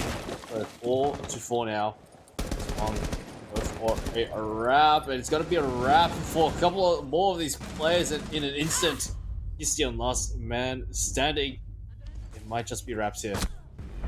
Oh, And it is. They're going to take a look. They're going to be shut straight down. Nicely done. Just a quick fadeaway shot. This is a drone Styling shot, yeah. on it. Yeah. Just boom.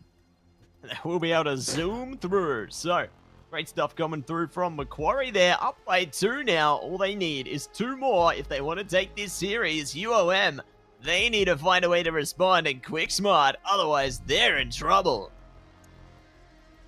yeah, they very well could be up a creek without a paddle. As gonna be bringing in a shield of their own. Honestly, surprised why they haven't done so sooner. I mean, Clash seems to be quite a staple, especially in this current meta of shields. Clash should be coming in to clash, excuse the pun, against the Monty. Shield versus shield. Can't beat him. Join him. Fight it with fire. Someone needs an extinguisher. We'll see. They are going to be able to hold on to here. Good to see the wire coming out. So they can hold them off a little longer here, slow them down. At least by a trickle. 10 seconds to go. Speaking of trickle, let's see. They are going to be able to trickle 5 through seconds in. left. The time is of the essence here. And now Attackers objective we are is to opening defuse the bomb. gates, and we are into the action phase. No more prep. It's time to get on track and get cracking and get ready to deliver some blood as we jump in. Good to get some scope of the situation with the drone there as well. I like how they can use that. Just make sure the open entry into the site is going to be A-OK. But speaking of A-OK, that's not A-OK. They've got him one on the stairs there. Ooh, they crept away into the little plant. It will be good to try and make an advancement of that. Oh, the Clash versus Monty duel. Only right on in, but Monty, Mr. S does not want any bit of it whatsoever. Got to circumnavigate as best as he can. As Army found the Goya canister got to be procced. It's just a matter of MPU to bleed out UOM's utility as much as possible before finally go for the side hit at the end. Oh! Flash. Holy. Position revealed as Chef needs to be careful about where he decides to cook. As a Clash is essentially a bait, a walking bait, so that someone, another player, is putting out. Oh! Oh my! Oh! Hey! Almost, Tony. Almost. Okay, bit of a heart attack there, but MPU Chef didn't overcook. Was managed to get the kill. Monty is still going head to head with Clash. He wants this kill desperately. To get the kill, he will. Oh, okay. Hisio. Alright. Find one back. As S is getting really aggressive here. And a 2v2. Position reveal, trying to pre-fire his way to victory here. As Histion gonna hit the deck. Now Huang, last man alive on UOM. As Monty. You do not want to be going up against Monty. No, sir, definitely not an angry Monty. Attackers have recovered their As the diffuser. diffuser's been recovered, and Huang now forced into quite a sticky situation. My gosh. trying their best to hold on to this one. Huang looking to cook here. Toss coming around the bend. They're trying to get it through the wall as well. It's not going to happen. The fire displacing them momentarily here. We'll see if they are going to be able to get something through now, though. Still trickling through more and more damage. Pushing in towards the Monty, but S says no. And they will be able to flow that one out. Take control of the round. Another one. Go the way of Macquarie here. It's looking a bit scary now, Oni. Match point. Series point. This is the step that Macquarie need to take. If they win this one, they will be in the grand final. UOM, now more than ever, need to step it up. Otherwise, it'll all go crashing down. Good, very well. Come tumbling down here for UOM as only one more round needed for MQU to seize victory here on Chalet and deliver a 2-0 against UOM. So, gotta be rolling up the sleeves, gotta be wiping the sweat off your brow, UOM, because you've still got 3 more rounds to try force OT here, whereas MQU got an easier set of versus 5 more kills, and they will book their ticket in straight towards the grand finals against UNSW Raw. A lot at stake here. It sure is. A lot at stake. No veggies. 10 seconds remaining. We'll see how things go down heading into this round right now. The prep phase, only 5 seconds to go now. And it's time to get cracking. It's time to get cooking. We are in to the action phase. And let's see who is going to be able to land the first blow right now. UOM, it's time to activate. Time to dig deep and really show your true selves here. Otherwise, will be put down on the shelf. Let's see if they can manage to hold on as Chef finds the opening KO there. Luftwolf is out of here. Holy moly, Oni. It's already started off strong. Okay, just like that. 2-for-1 deal. Huang managed to find something back. And it seems like MQU, they are wasting absolutely no time in taking this one out. Slowly but surely, Eric, last man alive, the last hopes and dreams of UOM, as S just gonna take out 10. But Eric trying his damn best to try and win this one out, but met with a wall of shields, a wall of fury, gonna get bonked. And just like that, it ends in a whimper as MQU reign victorious over UOM and secure a beautiful 2-0 victory. Wow, just a night of 2-0s. Yeah, just a night of 2-0s. Not going to be going to 3, but still great to see how competitive that one was. We love to see it. And it is going to be our next grand finalist locked in there, Oni. I can't believe it. Macquarie, Onyx are going to be our next grand finalist taking on UNSW Raw. Take a look at that, everybody. Next week, that one's going to be locked in. But, of course, with that being said, we do have our third place match as well. UNSW HAL taking on the UOM Angels. And I'm just so excited to see these teams play, man. This is going to be crazy. It's going to be nothing short of amazing. It's going to be nothing short of electrifying, as there's so much at stake here, especially in the grand final, UNSW Raw and MQ Onyx, 2 very, very worthy teams going head-to-head to see who will take out the title of AEL University Rainbow Six Siege competition winners here. It's all going to go down next week, same time next week. But yeah, what an amazing night it's been today, Mr. Matty. Oh, yeah. What an amazing night it's been, and it's been all the more amazing with you here, Oni. We appreciate you coming on board tonight. It's been great, but you know who else we appreciate? Our sponsors. So, first and foremost, a big shout out to AGON by AOC, the #1 gaming monitor brand in the world. AGON by AOC provide best-in-class monitor solutions for gaming and all other needs. But who else do we have to thank? It's going to be someone Oni's going to visit very soon. It's Indomie, the noodle partner, made with high-quality flour and selected ingredients and spices. A plate of Indomie mee goreng will certainly brighten up your day. Try any one of the flavors available today from your local grocer or at indomie.com.au. So big shout out to our sponsors, always and forever there. But, do not forget, everybody, if you want to check us out, more AEL action, make sure you check out AU Esports League on YouTube, Facebook, X, you name it, we are on it.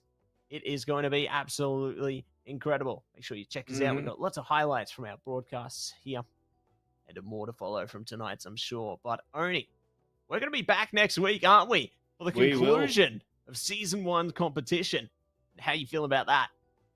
I am absolutely overjoyed. I am so ready, and next week can't come any sooner. It's the final countdown. It's a final crux. It is a final apex of everything that has come together. And this is where all the roads lead to. UNSW Raw versus MQ Onyx. That's it.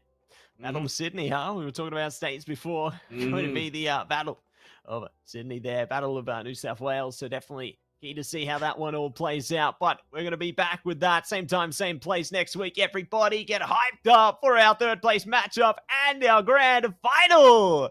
Coming to you live next week. Make sure you're there. It is going to be incredible. And we will see you then.